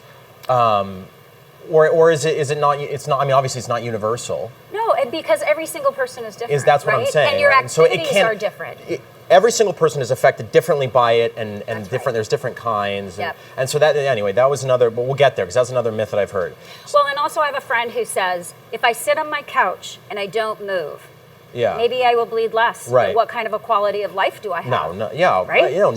So you have to be there for yourself. You have to advocate for yourself. That's why advocacy is so important. Yeah. So that's literally puts me right into my next one. Perfect. Which is if I'm on treatment, if I'm getting treatment for a bleeding disorder, yep, I don't need to advocate. That's actually a myth. Yes, myth. Yes, you are correct. Knew it. So access to treatment, insurance protections, research funding, all of that depends on continued involvement and engagement and advocacy within the bleeding disorders community. So, if we stopped advocating, if we stopped being involved, if we stopped telling our stories, if we stopped coming to community events, what happens if there's a glitch in the treatment? What happens if insurance doesn't pay for it? Precisely. What happens if you don't get access? So it's really important for us to stay together. And we learn from each other. Absolutely. Well, then word of mouth is so important. I was just like, while you were just talking right now, Lewis and Clark, the people who went out west. I do. Yes. I'm from Montana. Yeah. Originally, Okay, baby. I'm sorry about that now. Let me just tell you. Sorry, okay. From Colorado, so a little bit south. Even though we don't speak like that down there. No, we do not. At all. Lewis and Clark, they write this book. They write, not only their book and their journal, but it is copied. It is pushed by, or governed by everybody, and it's so important for. And now that's sort of a ridiculous example, but. How did people know about Go West, Young Man, and all these pushes by the government to go and settle and find a new life? And it is an insane, I suppose, comparison, but it is word of mouth. Exactly. It is people and organizations and trusted, trusted organizations, trusted people telling you what the facts are, the truth, the nuances, the specifics, and that's how we learn. Absolutely. And I will tell you, especially if, say, you're raising a young child. Yeah. Well, you may want to know, is this normal? Yeah. Is this what I can expect? Yeah. Where's another mom that I could actually share? Or even like a teenager, right? You go and you're like, I'm the only kid in my class or my school that not has feeling this. alone, not feeling. And now you go to camp, and camp brings you community. Yeah, my mom, who was an educator for many years, used to say something so beautiful to me when I was a kid, which was sticks in a bundle are so much stronger than just one. Oh my God, and it is true. It is true. It is actually true. Tensile strength, but no, it is true. And so, I love that. Though. So speaking about the specifics of bleeding disorders, another myth that I've heard is that hemophilia is equal to bleeding disorders, equal to all bleeding disorders. Because that's the one that I have heard famously is talked about a lot. Yep. That's a myth. That's a myth. That is a myth. And when we say hemophilia, we mean hemophilia. Yeah. Right? That is a missing protein. It might be factor 8 or factor 9, but you're missing that protein. But guess what? There's this whole range of bleeding disorders. Yeah. And hemophilia does not equal all bleeding disorders. Yeah. Bleeding disorders include von Willebrand disease. They include ultra rare factor deficiencies, platelet disorders, and each and every one needs a different kind of treatment. Right. They have unique needs. Right. And so that's why research is so incredibly important. And it's why it's so important to dispel the other myth, which is that it is per person. You transitioned with what specifics you have, because it is different for everybody throughout your entire life. Right. And so it does need a unique approach each time. It does. Yeah. Absolutely. Yeah, it's really interesting. Oh my gosh. Yeah. You just helped me bust some myths. And I just learned a lot myself. I love it. Yes, and talked about Lewis and Clark for some reason. Yeah, we'll have to dive into Yes, Lewis we'll and get Clark that later. next time. No, not next time. Anyway, thank you very much. Yeah, Yes, thank you. Appreciate you. The Bloody Bar. Don't know if we're... You can't always see a bleeding disorder. But the pain, fear, and fatigue are very real. Learn more, get support, find your local chapter at bleeding.org. Behind every child with a bleeding disorder is a caregiver trying to stay strong. Let's show up for them too. Go to bleeding.org. Find out how. Hi. Hey. Look at all you guys. We are here with the very first company that jumped in and said yes when we asked for support for Educate to Elevate. Yes. Jane Kavanaugh Smith has always said yes to us. She continues to support not only our national work, but chapters and their work across the country. So Jane, thank you. Come on! Thank you, Phil. This is exciting, right? I mean, Dawn and I are part of the OG, should we say, been around for a while. And this is big news for the bleeding disorders community. And I am personally so proud to be here because myself, my family has benefited from the incredible program services that come out of NBDF and your chapters.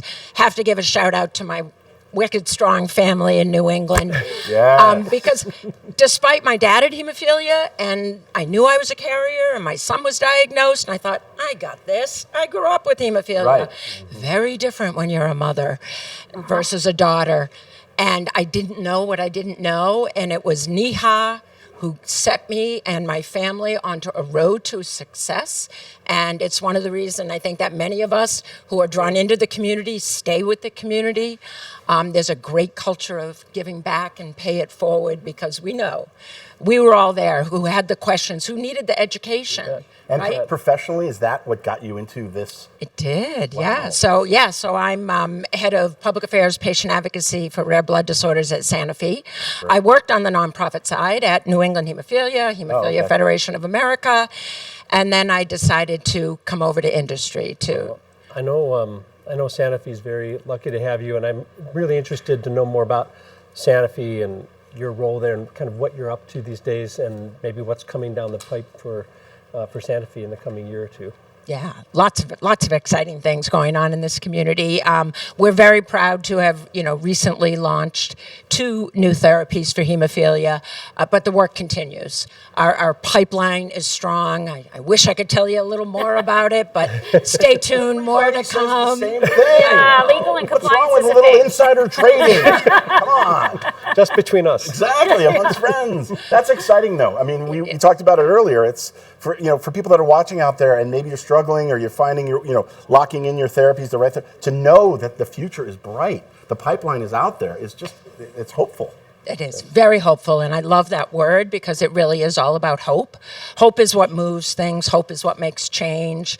And I think the most powerful change that I've ever seen has come from the community itself.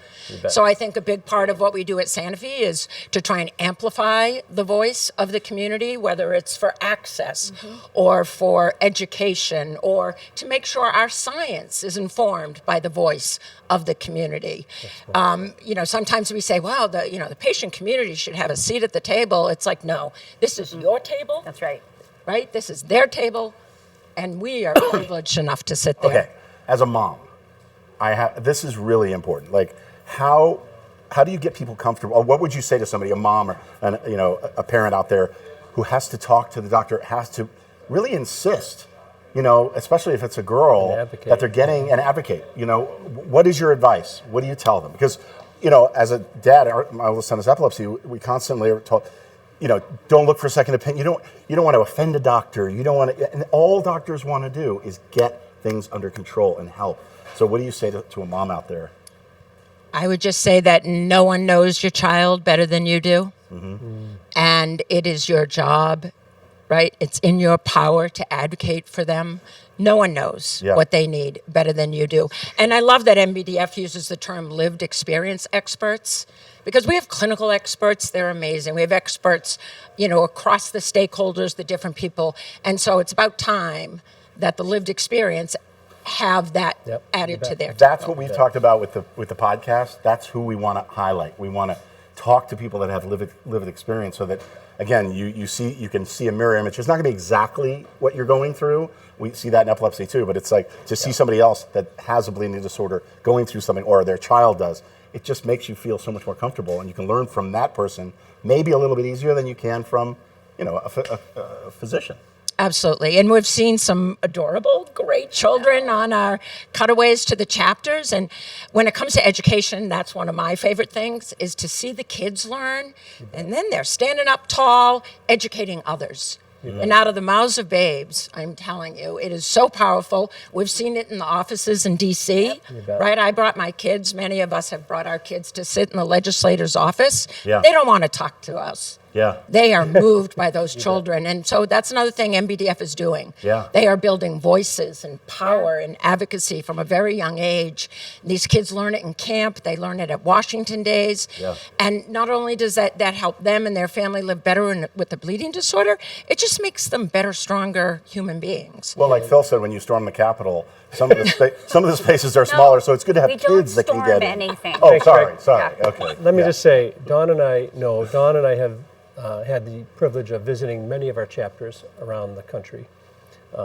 And no matter where I go, Santa Fe is represented, Santa Fe is helping. So your commitment to building capacity for us to do these kinds of events is so appreciated. But the gift of time, the gift of participation in the community is really the great gift. So thank you so much for what you do and what your whole team is doing across the country. We really appreciate it. Well, we appreciate you. Let's hear it. All right, so now we are going back to the bar, but I want to say we're going back to Daniel DiMaggio is joining Pierce Joza over there. Daniel is and Carla Jeffries over there too, but Daniel played my son in a show. He's an American Housewife, if you've ever seen the show. I mean, Daniel's on the whole show. He's so great. Sorry to build you up so much, Danny, but he's just amazing. Let's go right to the bar right now.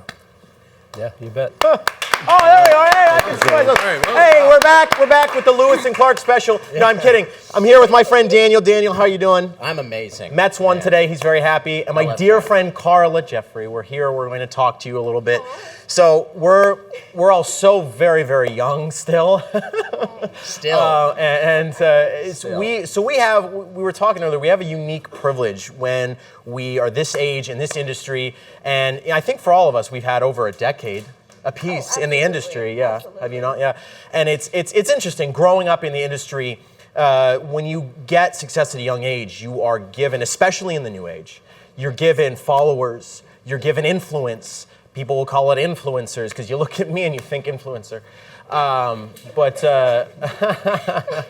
Everybody you laugh. influence me to make great decisions every day. That's right. Thank you. Yeah. So. And so when we have this reach, I was talking to Daniel. Sometimes you don't understand the gravity of the power and the responsibility that you have. When you wake up and you can see a number and it says 1 million or 700,000, whatever it is, followers, and you make a post, you really do have to be thoughtful about it. And we're here supporting NBDF, and I think it's absolutely thinking about what they do. Yes. It raises the question: how do we properly use our reach? How do you properly use your reach? Well, I'm absolutely always careful with what I post, and I love to post things that young kids, love to see, and also what they can learn from.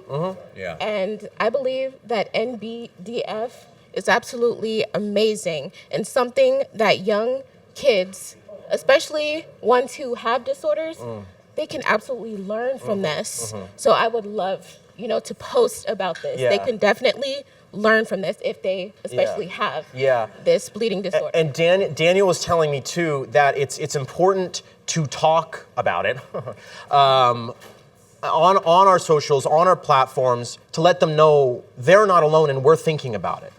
Can you speak to that? Yeah, my cameo's $45. No, I'm kidding.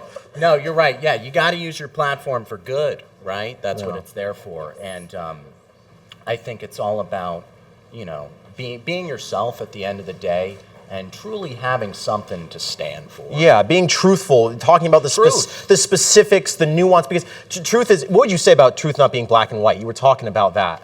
there's a lot of nuance, Yeah. right? Everybody has their own perspective Yeah. of what the truth may be. Yeah, and it's easy on social media for... Sometimes the lies bleed into the truth as Yeah, well. yeah. So there is that. Yeah, but- being careful, being cautious what we post, doing the research, and making sure... Research, that's a big one, Pierce. And making... That's a big one. Yeah, 'Cause a lot I of would people, say so. they get- No research, no research. They don't talk need that. like an expert, they Yeah. sound like an expert, Yeah. but at the end of the day, did they do the research? Yeah, yeah, and how can we make sure that the research that is taken, I don't know, so many researchers, so much time, so many people involved in it, doctors, different teams, different specialists, how can we correctly convey that to the people who watch what we, well, as I absolutely destroy your ears there, sorry, as we influence, hopefully for good. And that's the... And that's what I love about you, Pierce. You did a movie called Under the Lights, which was... You had epilepsy, and what a role of a lifetime for you, man. Yeah. And I genuinely wish the best for that movie, because there's such a great message behind it, Yeah. and you as an actor, that must have been just the role of a lifetime for It you, absolutely right? was. It absolutely was. I And love that you do it. Carla helped out so much with that. I mean, I Carla... actually have epilepsy, Yeah. which I found out when I was 18. Yeah. And it's so hard. Yeah, it's hard without the resources. It's hard without the truth, the specifics, and the nuance like we're talking about. And so being in the position that we are, with the ear of the youth that we do have, because again, you look at me, youth, right? Everybody's laughing. Yes. I was a little loud, Greg. I was a little too loud of a laugh over there, man. No, it's to make sure that the ear of the youth that we do have knows that we're thinking about them. We're thinking about the truth. We're thinking about the honesty and as direct of a line as we can be while not compromising the quality of what we're telling them and what we're trying to convey. Yeah. And that goes with bleeding disorders, that goes with epilepsy, that goes with everything that the Talk About It organization stands for and works towards. So we're lucky. We're lucky people. Would you not say? Not only do they stand for it, they do the work, and that's what matters. There you go. Mic drop. Maybe not. You have anything else, Scarlett? I've always, had questions about my epilepsy, and I'm sure there's a lot out there that have, had questions about their bleeding disorders, and I know that the NBDF can give those answers. So Bleeding.org, very easy. Bleeding.org. Look it up. Yeah, thanks for listening to us They talk. have all the answers. You are the future. Yes, you are. My name is Erin Smith, and I'm from Corvallis, Oregon. And if I had one piece of advice for my younger self, it would be seize every opportunity and never let anyone minimize your experience. My name is Quinn Kennedy. I'm from Cleveland, Ohio. And I would tell my past self to not get caught up in the small things. Hi, my name is Seth Furr. I'm from Ann Arbor, Michigan. The advice I will give to younger version of myself is do your factor on time so you will not get bunch joint damage. Hi, my name is Caitlin Loving. I'm from Alexis, Illinois. And if I could give my former self any advice, it would be to just embrace all of the intimidating opportunities, because every single one has turned out amazing and you've learned so much from it. Awesome. We're back. Can we thank these guys one more time? Thank you. You're representing a whole new generation of people who are trying to get help, the help that they need and deserve. Yeah. But I need to tell you all that there are living legends that have made an impact when we didn't have the therapies that we have now. Oh my God. When blood wasn't safe to receive as it is now. And these champions are amazing. Some of them really paid with their lives in their advocacy, and some of them are still alive today. I think about people like Wayne Cook and Randy Curtis, Glenn Pierce and Ray Stanhope, Connie Montgomery and Kathleen Jarris, and you heard about Ricky Ray and Ryan White in the preview. But there's another person that I want to show a little clip of, and that is Trudy Stringer. And Trudy, I had the pleasure of meeting Trudy, getting to know her, and she is the mom of Bridget, who we met earlier today in our show. So let's take a look at what Trudy has to say. To be strong, and sometimes it's okay not to be strong. Don't give up. So she taught me to be an advocate, to have a voice, and it's It's okay sometimes to push forward. When someone tells you no, it's okay to ask again. I'm Trudy Stringer, and I consider myself an advocate / volunteer. I met my future husband about 17 and started hearing about hemophilia, and my mom heard about it, and she looked at me one day and she said, "You'll never be able to be sick a day in your life." Of course, I reacted to that, was mad, and it took me a lot of years before I realized what she meant when AIDS hit. When you really couldn't tell a lot of people, I couldn't confide in friends, even family didn't know about that. We kind of had to lie and say he had cancer when he was in hospital because doctors were showing up in spacesuits and all these warnings on the door. It was in the times that Ryan White was being shot at and the Ray boys had their house burned. It was a small town, and I was a room mother and a PTA president and Girl Scout leader, and so a lot of lying. I told my kids after their dad got AIDS, I said, "Grandma and Grandpa are gonna have to fill in." I said, "You guys are going back burner." I said that. When it's over, and it's gonna be, I'll get back to you. But unless you lived it, it would be hard to describe. Because any other disease you have, you could talk about. You could get sympathy. You could get someone come over and help you out. I was the first person to form a support group in St. Louis when this happened. So, in fact, the doctors heard you're the only one anyone's lived long enough that we can talk to. Can you go talk to this mom? Can you talk to this mother? And the first thing you know, we had a support group. And for the first time, we were able to talk. That's the most free I'd ever felt at that point. And we stayed late and we talked. And then some of us took action and said, we're gonna do something, and we did. My daughter worked for TWA at the time, and I tell people, I could go to DC from St. Louis for $10. And I used that as a threat with my senators. And I said, you will see me every day because I'm gonna keep coming until you co-sign this bill. You know, I always tell people that complain, well, did you call anybody? Did you call your councilman, your representative? Well, no. 5 people sitting in a room started, and we went through and got a bill passed in Congress. You know, 5, 6 people that led to 10, that led to 20. One time, all our calls, we needed a call-in day to Congress, and we shut down the switchboard. When I heard that, I'm going, yeah.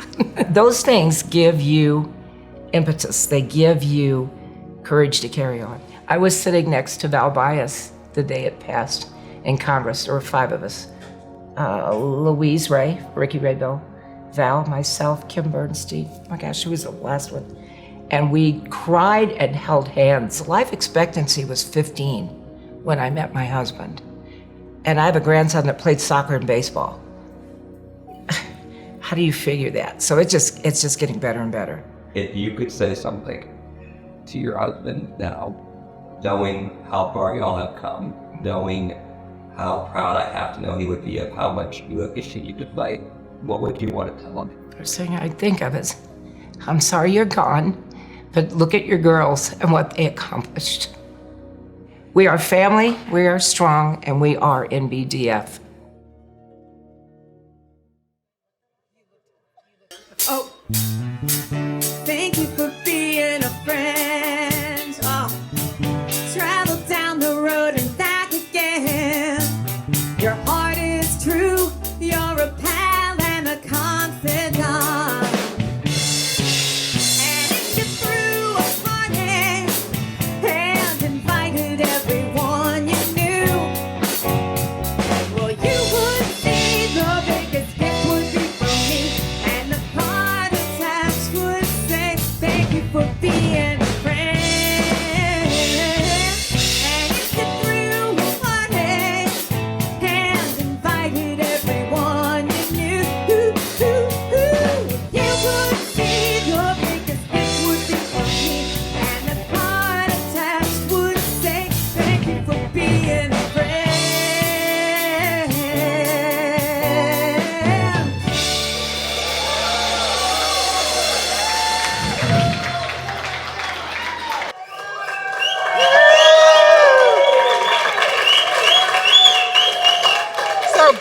Bleeding.org. Go there now. It is so important. I have Alex Borstein here with me again. She not only played Celebrity Wheel of Fortune for us, but she's also one of NBDF's major donors.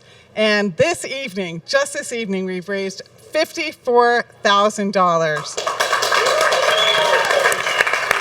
I want to pass it to Alex. Alex, can you tell people why being a donor is so important to the cause? Well, you know, I always say to people when it comes to charity, go with what's in your heart and what you know and what you see around you and where the need is. Those are kind of all the positive reasons to do it. I mean, for me, it's a familial. I mean, I have to be here. I have to donate to this. And I was a little worried about coming because y'all are in my will. And like, I need to write what that if down. there's like a nefarious part? Like, might be the last day of my life. So. That's a nice thing to remember too. You can always remember the organization in your will, in your estate, in your trust, people. And if you're not at that stage yet, you can just go to bleeding.org and you can donate right now. I do think that when you guys are done with this, you might want to auction off that URL site. Because bleeding.org, I mean, that could be anything, right? That could be for Always Pads. Wow, nothing? Tough room. Thank you. Thank you. You'll think about it. Oh, that's it? Wow. All right, here we are. Is that it? We have some breaking news. Yes. Breaking news. I guess they didn't like Okay. my Always. Just a quick update. We so far have raised tonight $54,000 in donations. I want to thank everybody who's contributed. Please, if you haven't contributed, check that QR code. Try to make a contribution. And now for something really special. Ladies and gentlemen, the action figures. The band that Greg runs. There you go. Oh, there you go. We got the axe. That's me, by the way.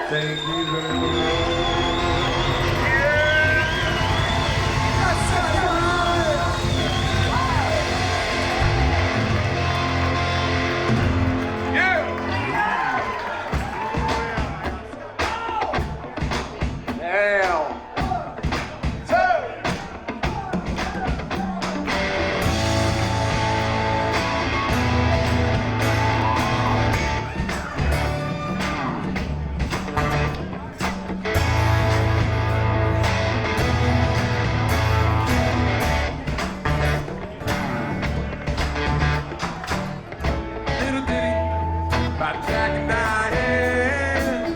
Jamaican kids growing up in the heartland. Woo! Jackie on the beat, oh, football star.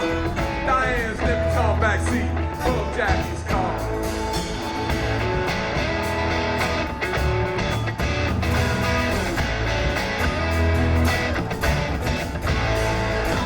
Sucking on a chili dog outside the Daisy Creek. Diane said, no, Jackie's back. Got his hands between the feet. Jackie said, hey, Diane, let's run out behind the shade tree. Dribble out goes Bobby Brooks. Let me do what I'm doing. Jackie said, oh, yeah, life goes on. Long after the thrill of living is gone. Oh, yeah, I wanna say life goes on. Long after the thrill of living is gone.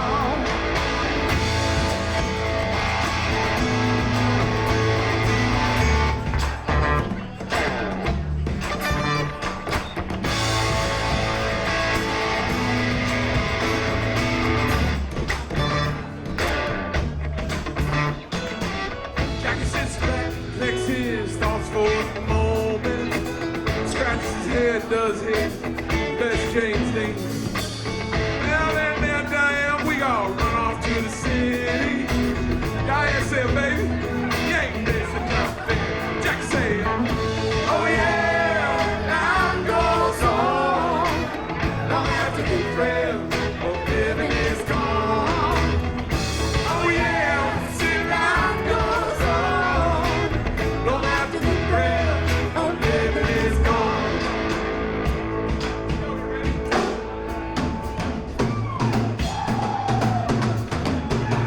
Oh, let it rock, yeah, let it roll.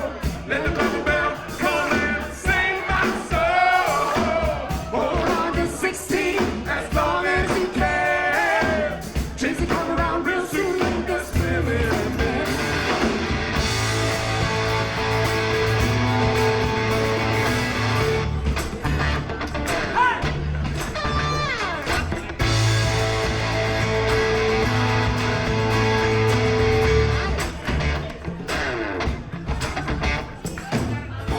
Oh yeah, life goes on. Long after the thrill of living is gone. Everybody, come on. Oh yeah, life goes on. Long after the thrill of living is gone. All right, finish it with you. Little ditty about Jack and Diane. What? Let's stay. Hell yeah! Hell yeah, y'all beautiful. That sounded amazing. Thank you very much. Hoosiers! Hoosiers! Drew! Drew Paul, thank you, Drew! That was fantastic.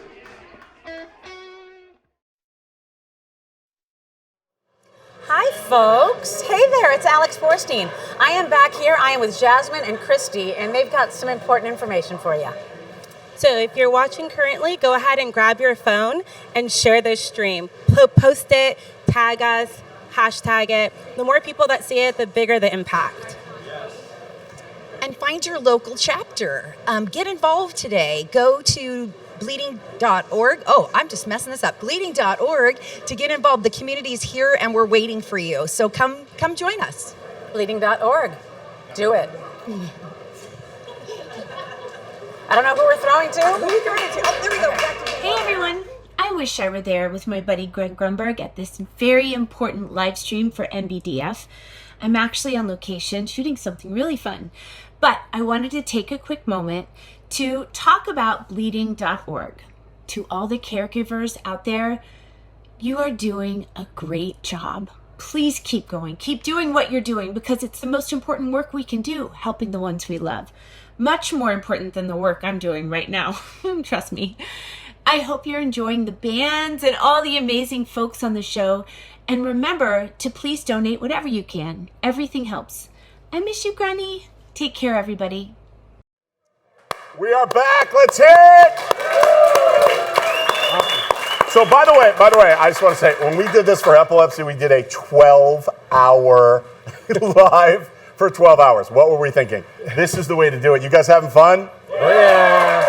So great. Again, I want to thank everybody. You just saw Drew Powell singing. You're going to see Drew later. Live here, Drew's going to sing. And Melora Hardin from The Office is going to sing 2 songs. Yeah. She'll be up here too, which is awesome. Well, right now, we're right in the middle of Bleeding Disorders Awareness Month.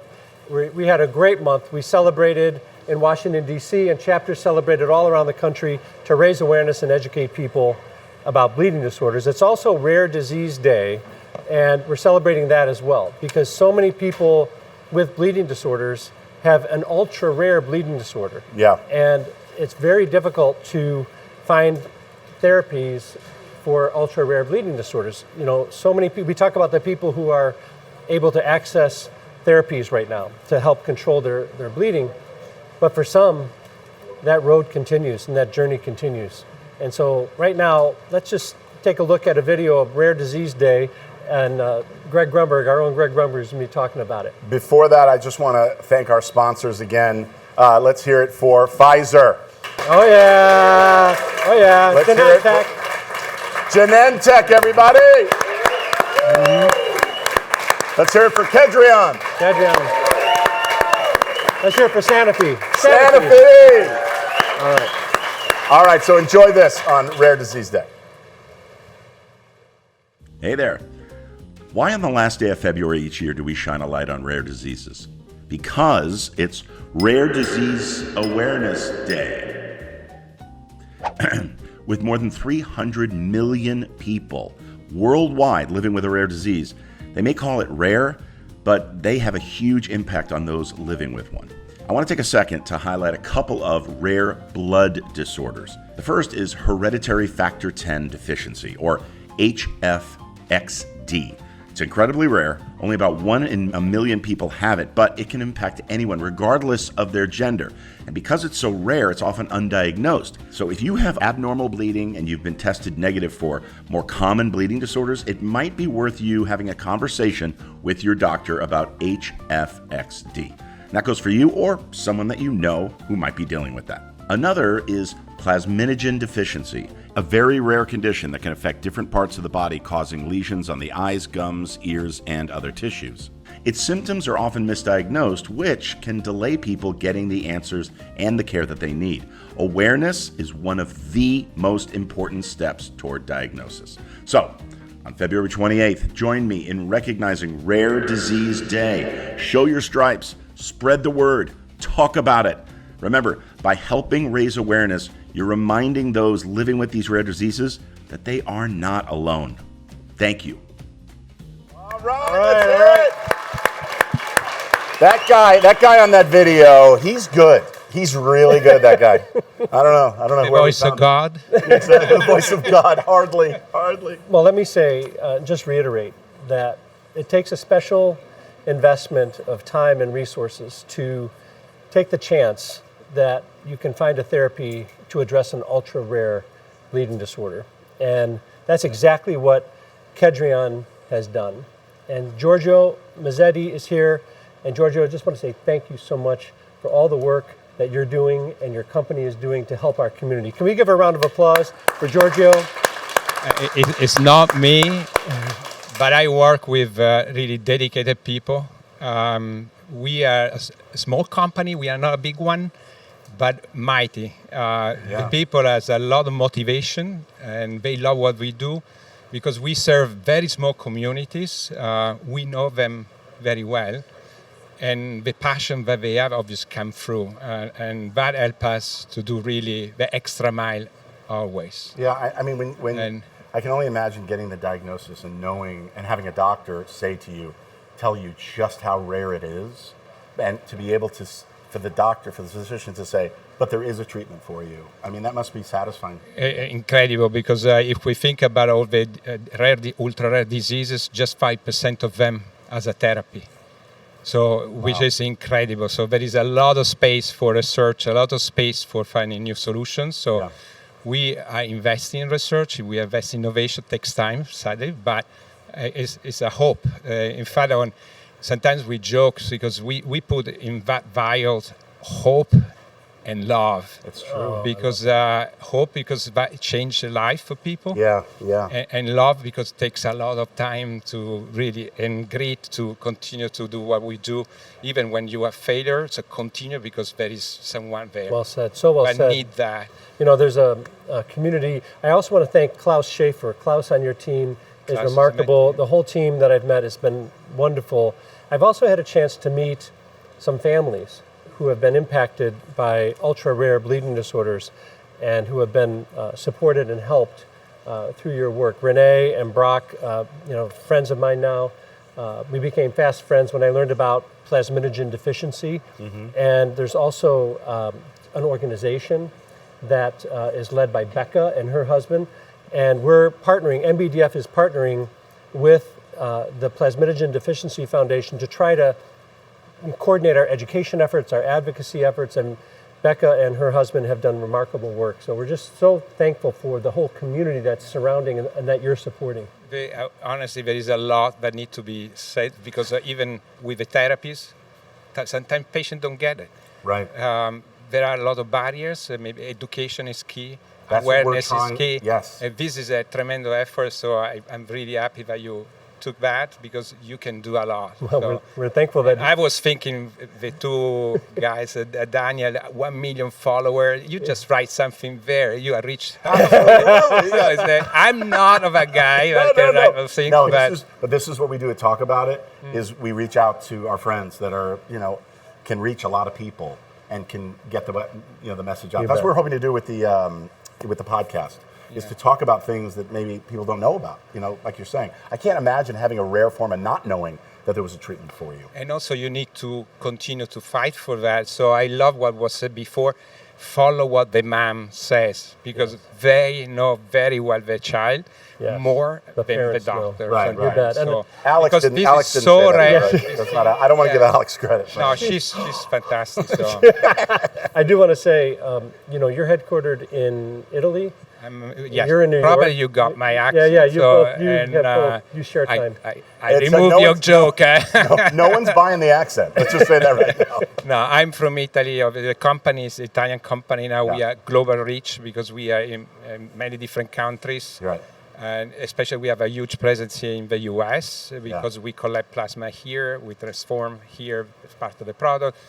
The research is done in Italy, but we are commercializing our product in 100 different countries, not always with us, but with partners. Excellent. Partners is key for us. So. Well, thank you so much for what you've done and what you continue to do, not only for our national organization, but for our chapters across the country. All the work you've done is greatly appreciated. So thank you so Thank much, you Giorgio. to all of you. How about a Let's hand hear for it for Giorgio? Giorgio. Giorgio, thank you. All right, we're going to go to back to that band, the Remotes, that I love so much, and they do the theme songs. And this is very, I think, apropos, because we're creating a family. There's a family here. This is Family Ties by the Remotes. Awesome. Giorgio, thank you. I think it's time for a family sitcom with an uncomfortably sexy theme song. Oh, yeah. This is a slow dance. This is a all skate. All skate.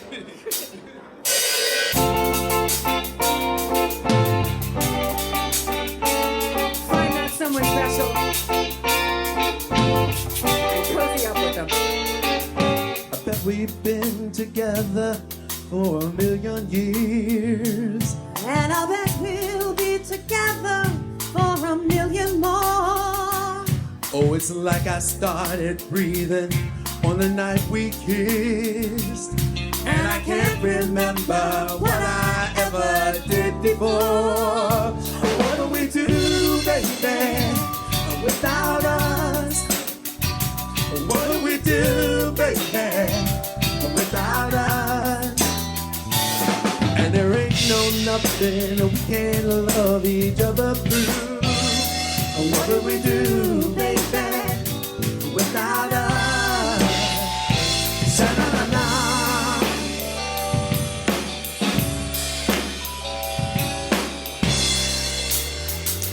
Is it absolutely perfect?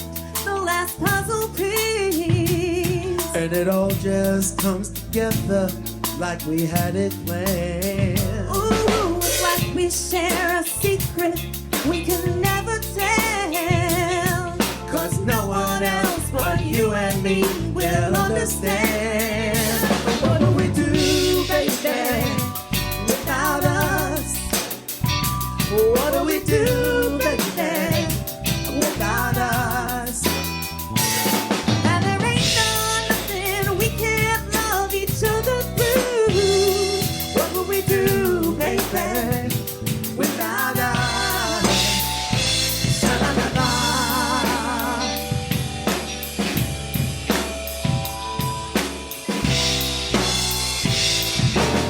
Oh, you got my number, and I know you know it, and I'm sticking with you till the end.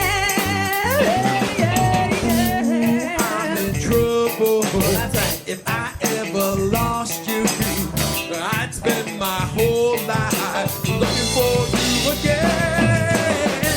You got my number. You got my number. You got my number.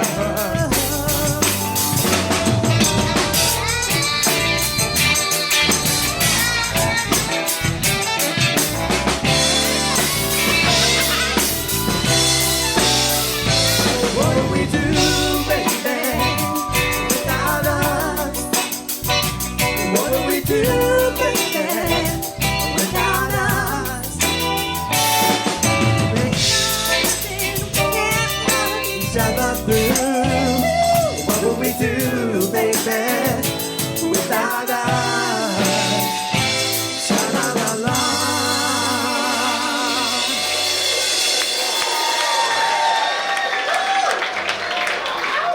Oh, yeah, there we Way to go. go. All right. How do you donate, Phil? If people want to donate and continue to donate, how do you do it? Besides going on Wheel of Fortune like Alex did. You can just go to bleeding.org, hit that donate button, and we sure appreciate the support. Every dollar that you donate and contribute is going to programs and services that will support research, education, public awareness campaigns, and research. So we're Awesome. really excited about it. So I don't know if there are any Felicity fans. Any Felicity fans out there? Oh, yeah. Any Supernatural fans out there?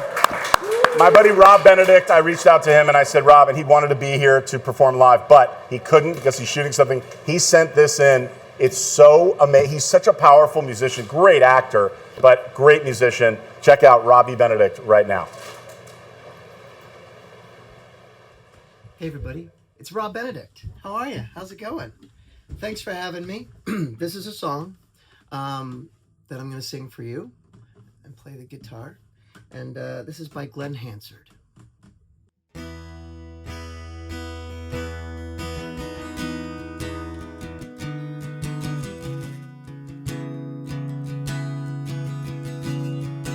Scratching at the surface now, I'm trying hard to work it out. So much has gone misunderstood. Mystery only leads to doubt, and I didn't understand when you reached out to take my hand. And if you have something to say, you gotta say it now. This is what you waited for. Chance to even up the score. And as these shadows fall on me now, I'll wait somehow. Yeah.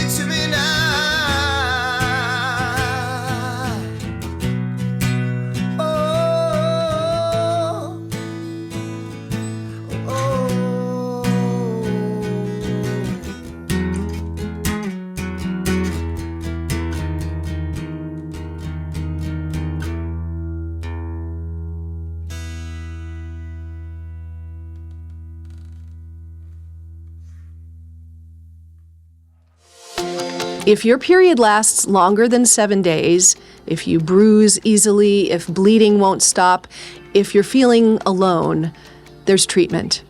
There's support.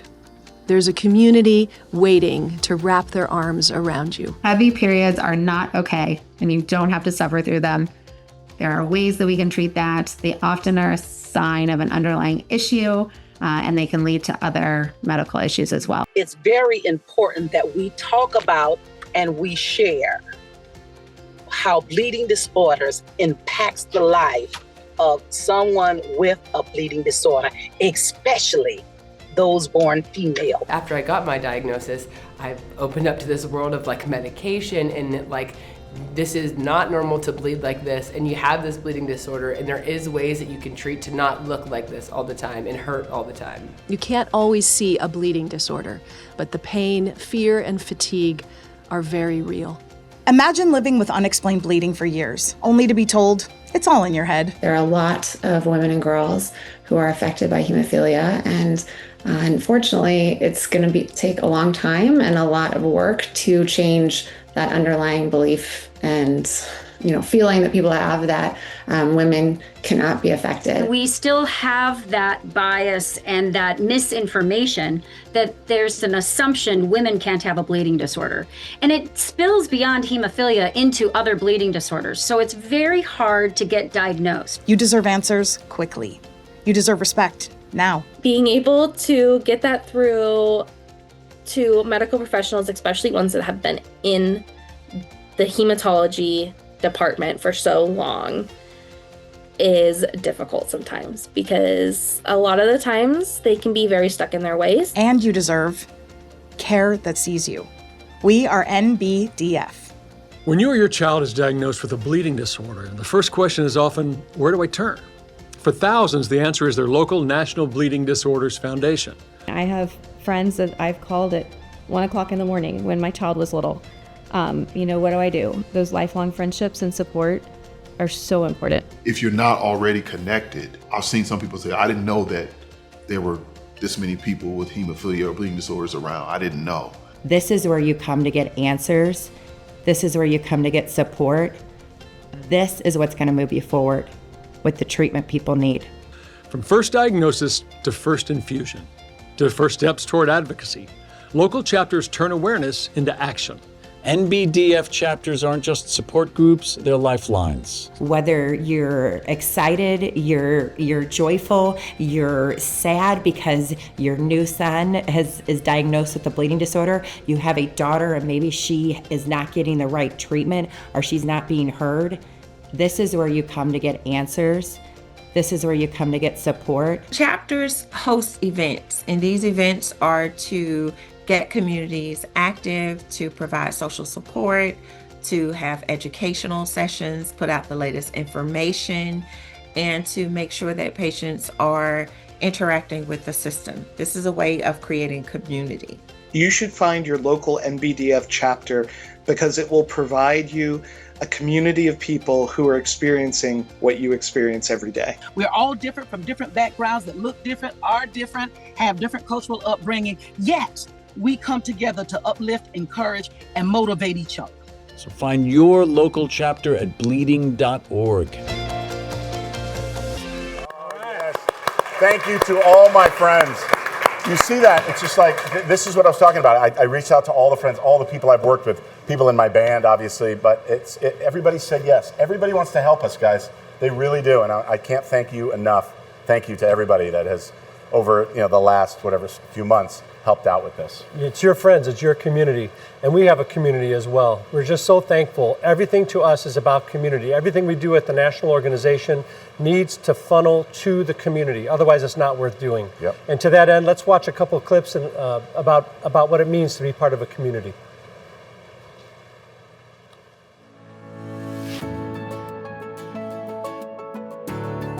Living with a bleeding disorder has taught me how to both be strong and proud of who I am, and to rely on the support system of my friends, family, and the bleeding disorder community.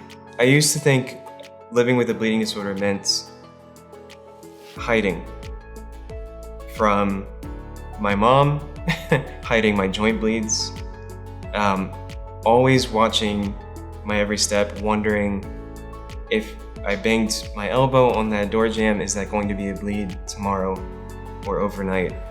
Worrying about that. But now I know I should never have worried about that. Now I know that I'm living with a hemophilia-free mind, and I go hiking, I get involved in sports, I'm getting involved in lifting and going to the gym, and it's just great. Being part of this community has given me resilience in unexpected ways.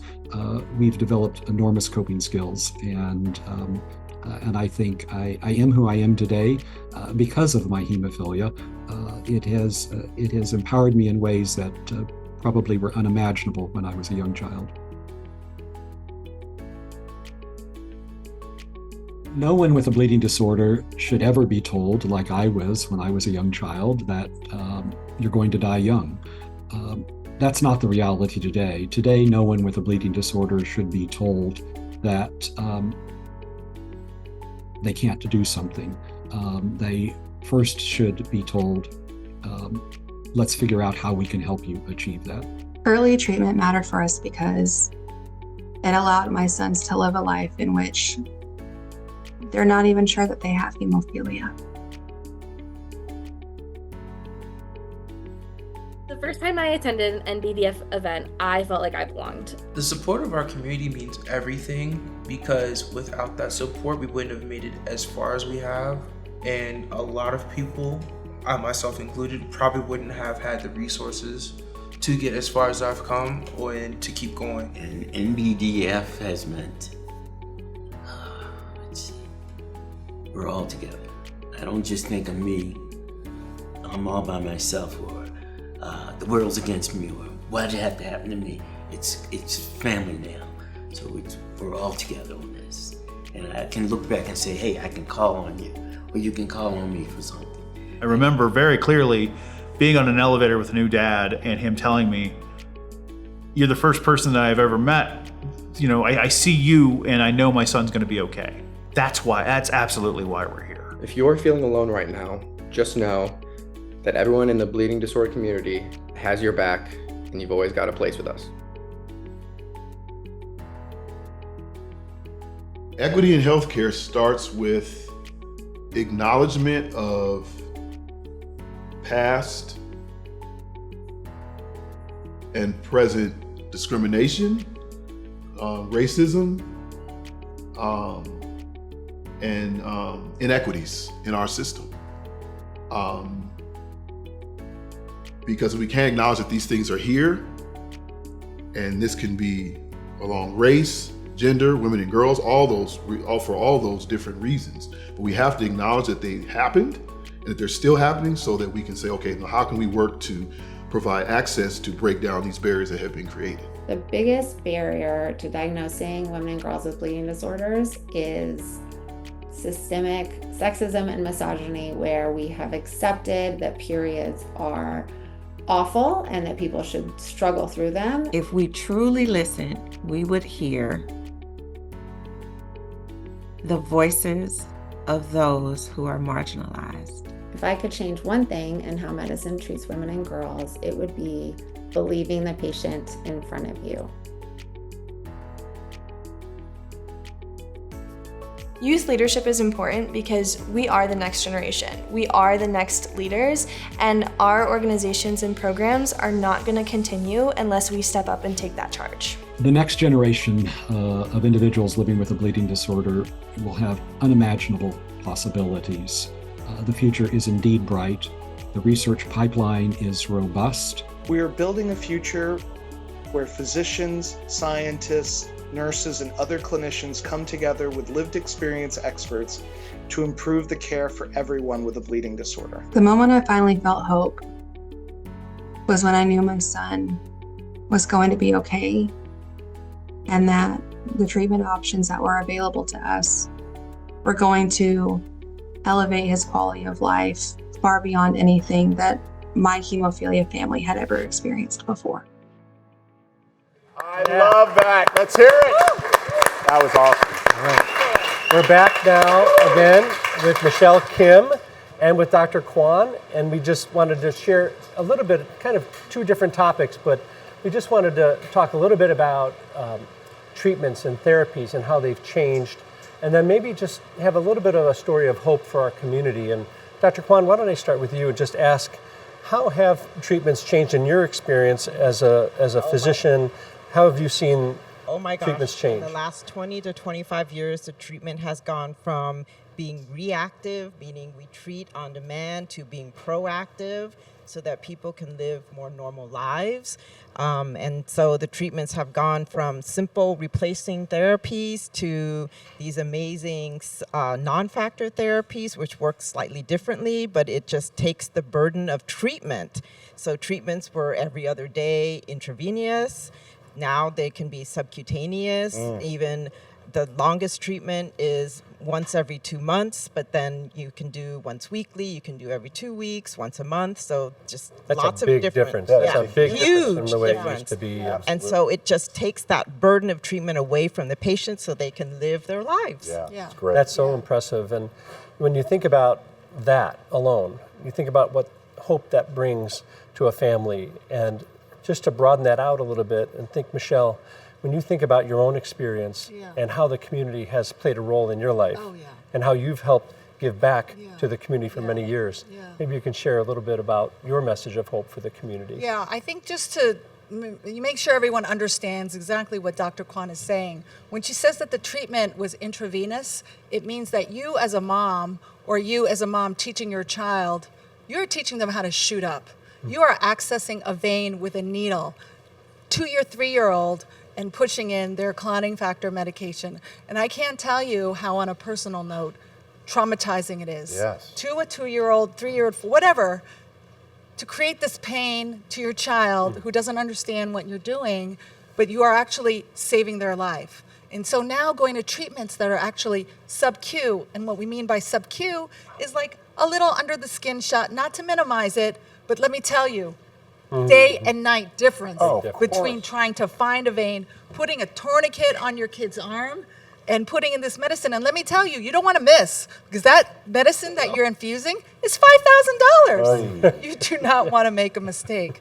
So yeah, the hope is incredible. What we have in this community is truly unlike any other community that exists. We have had years and years of collective generational pain, trauma, grief, injustice, but we have come together and rallied like no other group has. We have a fiery resistance and just a fight to keep going, and I just love that about this community. And I think it's only the beginning, right? Oh, yes, I mean, right now for sure. is a good time. It's Yes. great. Talk about It's a great community. time. We're about to go see a huge community, the Lone Star community. Let's bring them up right now. Oh my gosh. Where are they? There they are. Oh, there they are. I can't see them here. Can you bring them up on this? On Way this to go, screen? Houston, Yes. Texas.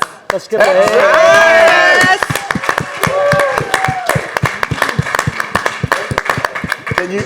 Can you hear us? There we are. Can you hear us? Can you hear it? There they are. They can hear us now. They can see us now. Oh, fantastic. Melissa, Tara, can you hear us? Can you hear us? Oh, look at that. Who's that? Oh, that's fantastic. Oh, I think I can hear you now. Yes, we can hear you. Yeah. Melissa, Tara, can you hear us now? It delayed a little bit, okay? Oh, that's okay. So you guys are coming to us live from a watch party in Texas. Please tell everybody who Lone Star. Yeah. Can you hear me? Oh, that's fantastic. No, I think I can hear you. Yeah, we can hear you. Okay, good. Tell us about Lone Star, what you do for families across South Texas. Please tell everybody who Lone Star. Yeah, can you hear me? Oh, it's a delay. I can hear you. Okay, tell us about Lone Star, what you do for families across South Texas. So we cover the southern half of Texas, Louisiana border, over to Austin, El Paso, all the way down to the valley. We provide education, support, financial aid for families with bleeding disorders in South Texas. That's amazing. Now, there is a delay, so let's be patient with each other. But I cannot believe The amount of people that you have there, it's incredible. For families with bleeding disorders in South Texas. That's amazing. Now, there is a delay, so let's be patient with each other.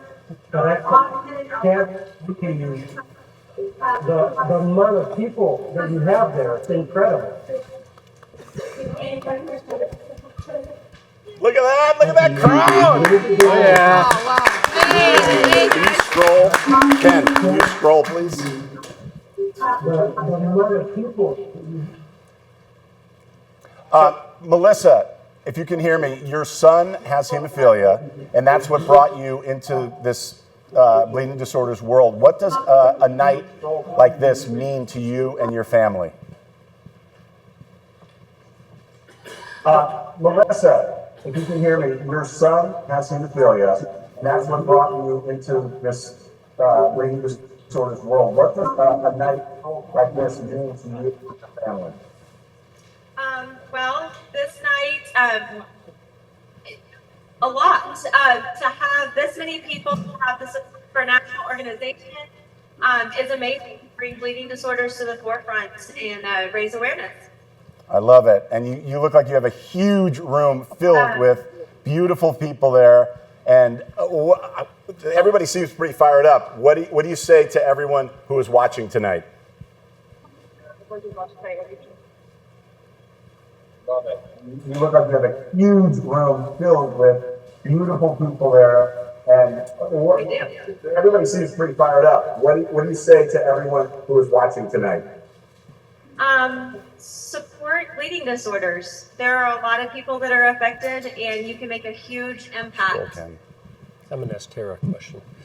That's awesome. We And just want Tara, to say we're so glad to be a part of this. We have such an amazing community down here in Texas. We've got a huge crowd behind us that are supporting us. We're so excited to have you. We're here for our Bugs for Bleeders, and part of your organization that you are standing up for us, and we are so glad to be a part of this. We're so thankful to Greg and all that you've done, and for Phil being the best CEO ever. Oh, that's awesome. I love it. I love it. And you got something special for us from down there. What do you have to say? Standing up for us, and you're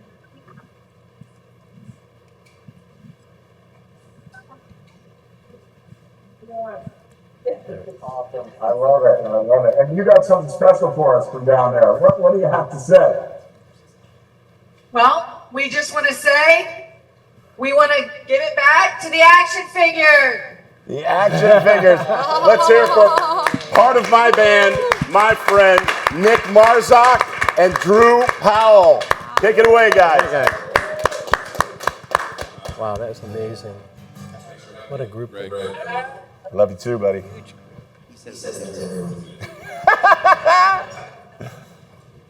All right, ladies. Thank you so much. Thank you. You guys did awesome. I love what you said. Thank you. I love what you said. That was really wonderful. It was wonderful.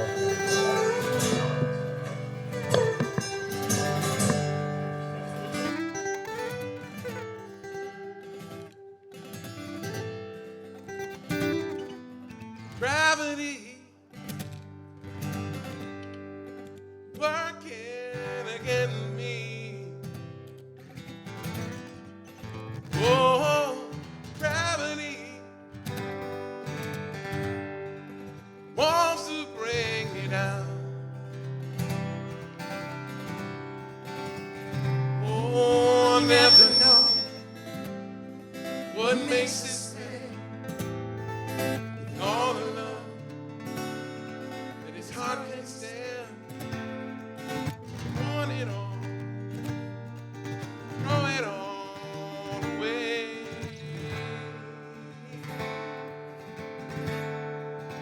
Oh, gravity working against me. Oh, gravity wants to bring me down.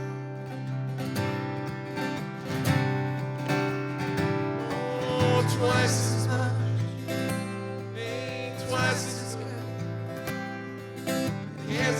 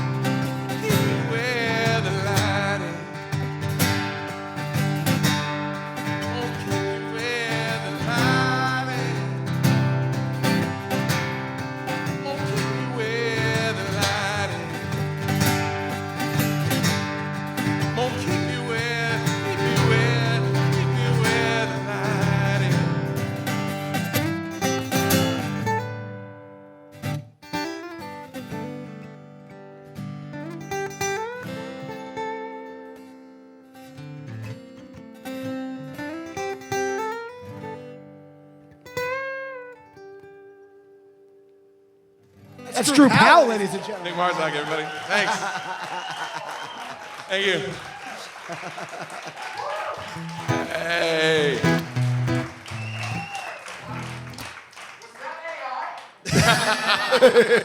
That was a real deal, baby. All right, we'll do one more, shall we? Let's do it. All right. There's a bar over there. I see some neon lights. Let's talk about it.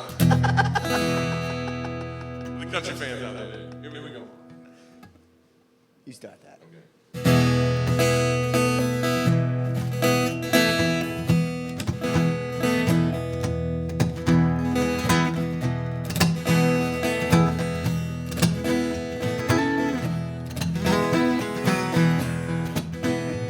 When the sun goes down on my side of town, that lonesome feeling comes through my door, and my whole world turns blue. There's a rundown barn across the railroad tracks. Got a table for two way in the back. I sit alone, think of losing you.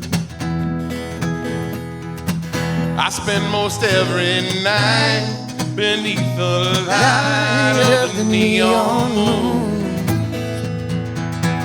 If you lose your one and only, there's always room here for the lonely. Watch your broken dreams dance in and out of the beams of a neon moon. I think of two young lovers running wild and free. I close my eyes and sometimes see you in the shadow of this smoke-filled room. No telling how many years that I've cried, or how many lies that I've lied, telling my poor heart she'll come back someday. Oh, but I'll be alright as long as there's light from a neon moon. If you lose your one and only, there's always room here for the lonely. Watch your broken dreams dance in and out of the beams of the neon moon. Play something, Nick.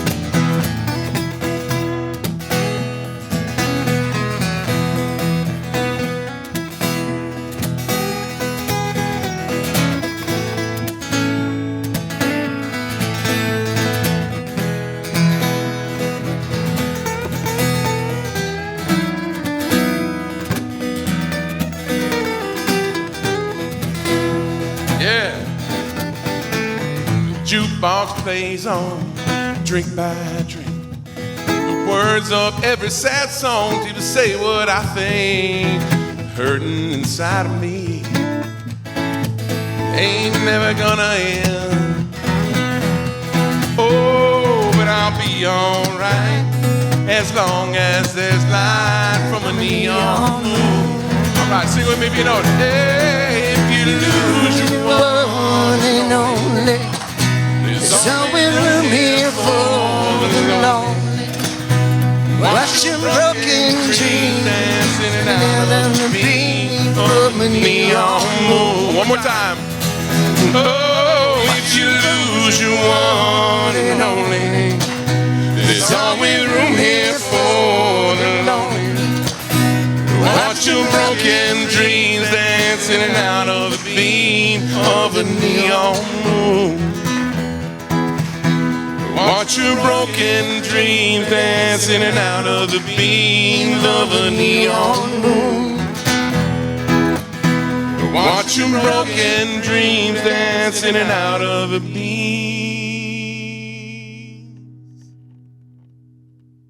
of a neon moon. Of a neon moon. Of a neon moon.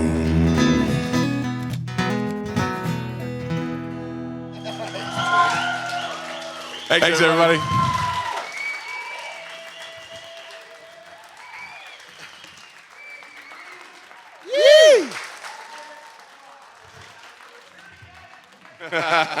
Wow. All right, now we are going to close out the show. Melora, are you ready? Let's hear it. Any Office fans here? Yeah! All right. Well, you didn't know this about Melora Hardin. You should. She is absolute. Oh, I shouldn't set it up too much, but she's incredible. Melora, I love you. Thank you for coming in. Closing the show. Closing the show with Melora. Melora's going to do a couple of songs, and then we're all going to come back here. This has been, what a night. Amazing. Been amazing. Absolutely incredible. Thank you to everybody who has been a part of this. Everybody behind the scenes, everybody in that control room, I really can't thank you enough. Brad Savage, the whole team, everybody. Ken Lowenberg, of course, my partner in crime at Talk About It. Andrew, Papa, you're the best. All the chapters that took the time to put those parties together and those watch parties together, and even if you weren't on the live stream, you put a party together to watch, and we just want to say thank you so much. Thank you. Thank you to Porter for all that you do with the videos and everything. You guys ready? Yeah. Sure. By the way, just like the Office, we can do 10 takes, whatever you need. All right, let's hear it, ladies and gentlemen. Melora Hardin. Thank you.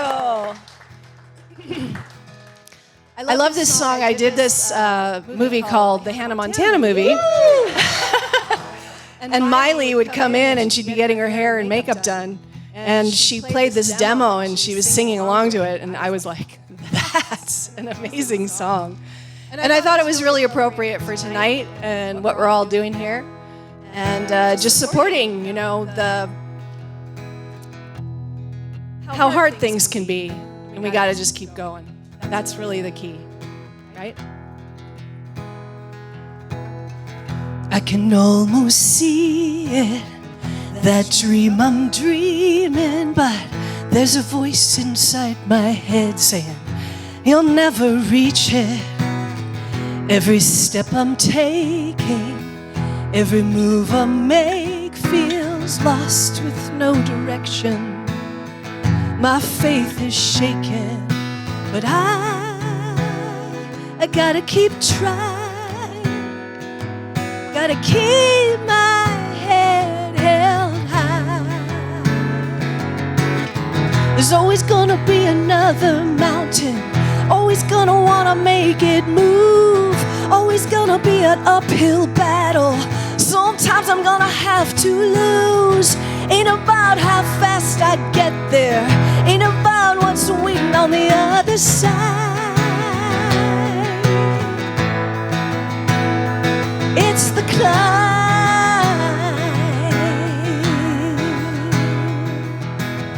The struggles I'm facing, the chances I'm taking, sometimes will knock me down, but no, I'm not breaking.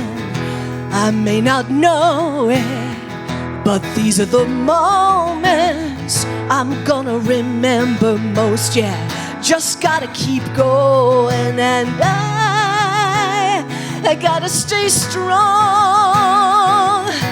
Just keep pushing on, 'cause there's always gonna be another mountain. I'm always gonna wanna make it move.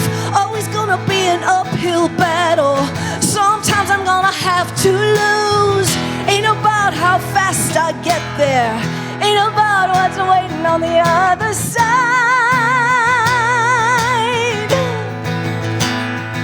It's the climb, yeah.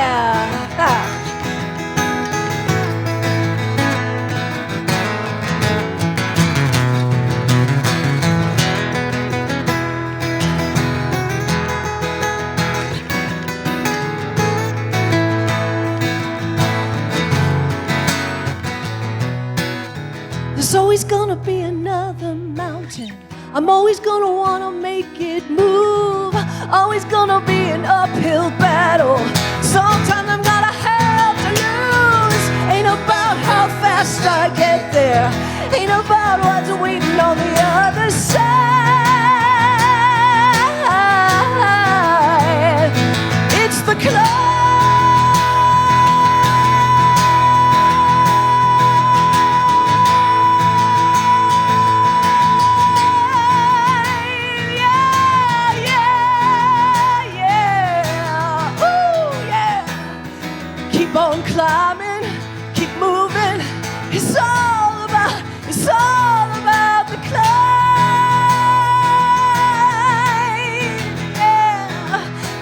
keep the faith, keep the faith, keep on climbing.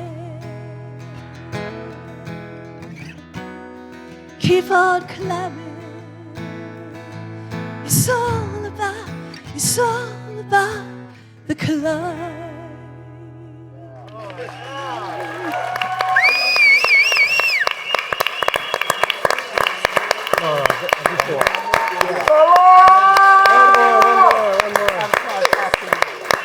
One more! Do another one! Do another one!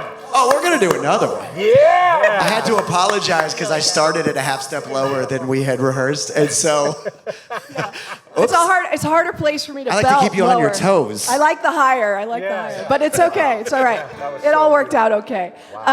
You guys are great. And I'm just You did the climb. We did the climb. We did the descent. Half step lower. I'm so happy to be here supporting this and supporting this great cause. And one of the things that scientifically they have proven, this is a song that I wrote, but it's about this thing that if you're around happy people, you're just happier. Yes. Yes. So true. Actually, if you smile, it actually changes your mood. Yes. And so this song is about that and about just trying to just put as much positive energy as we all can in the world. Love it. Love it.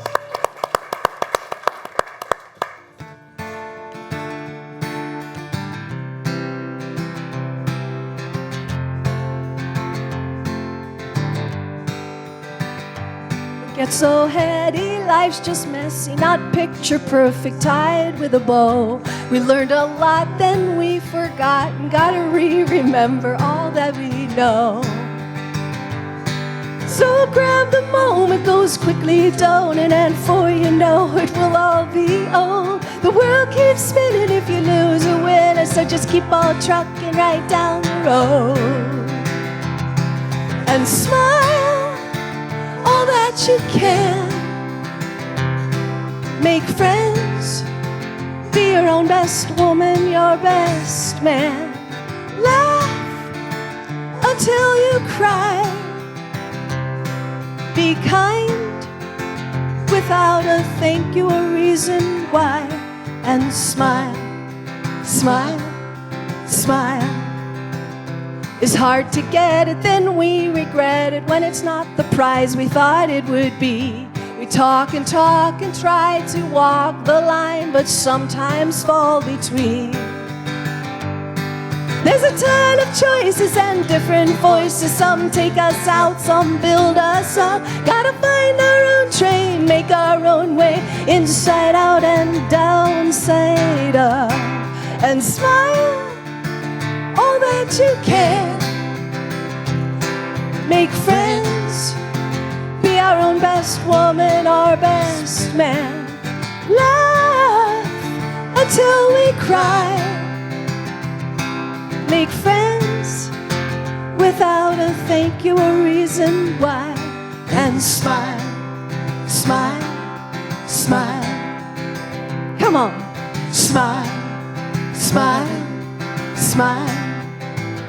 Let's not get heady, life's just messy, not picture perfect, tied with a bow. We learned a lot, then we forgot, and gotta remember all that we know. What do we know? What do we know? What do we know? We know to smile all that we can. Make friends, be our own best woman, our best man. Laugh until we cry. Be kind without a thank you or a reason why. And smile, smile, smile. Come on, smile, smile, smile. Yeah, smile. Smile, smile, smile and smile and smile.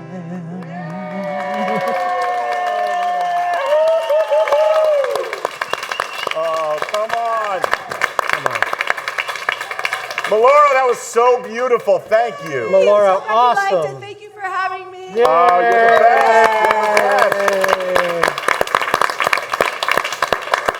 All right, we're all gathered around the table here, and just want to close by saying thank you to Greg Grumberg, and thank you to Ken Lohenberg at Talk About It. Thank you to our staff for putting all this together, and thank you for all of the artists and the performers, and for our sponsors. We're just so grateful. Yeah.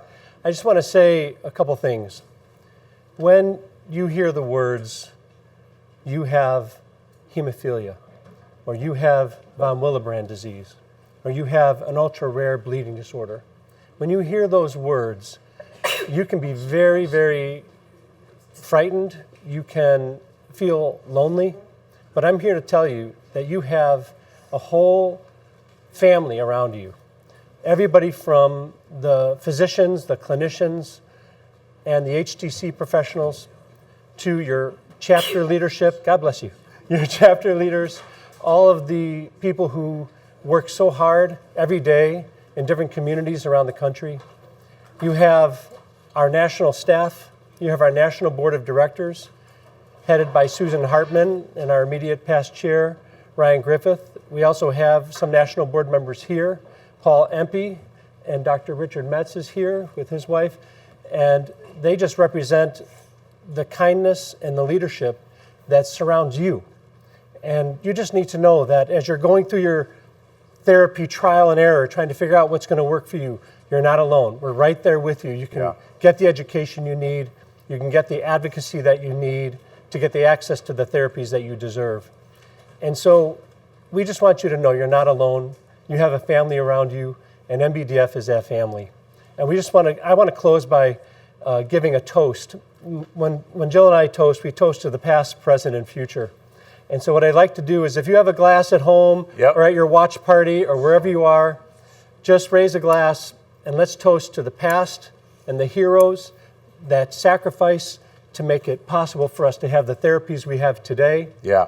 And let's toast to today, right now, this moment that we have together to share and fellowship together and just encourage one another. And let's toast to the future so that the dreams that we have for a better life for people who are coming after us will be a reality someday. So here's to you. This is all for you. We just thank you for attending this, and we wish you well. We're here for days to come. We'll be here with you all along the journey. Thank you all. Thank Cheers. you guys. Thank you, everybody. I want to go out the way we came in. Where's that tune? Where's that song? Can we hear that song?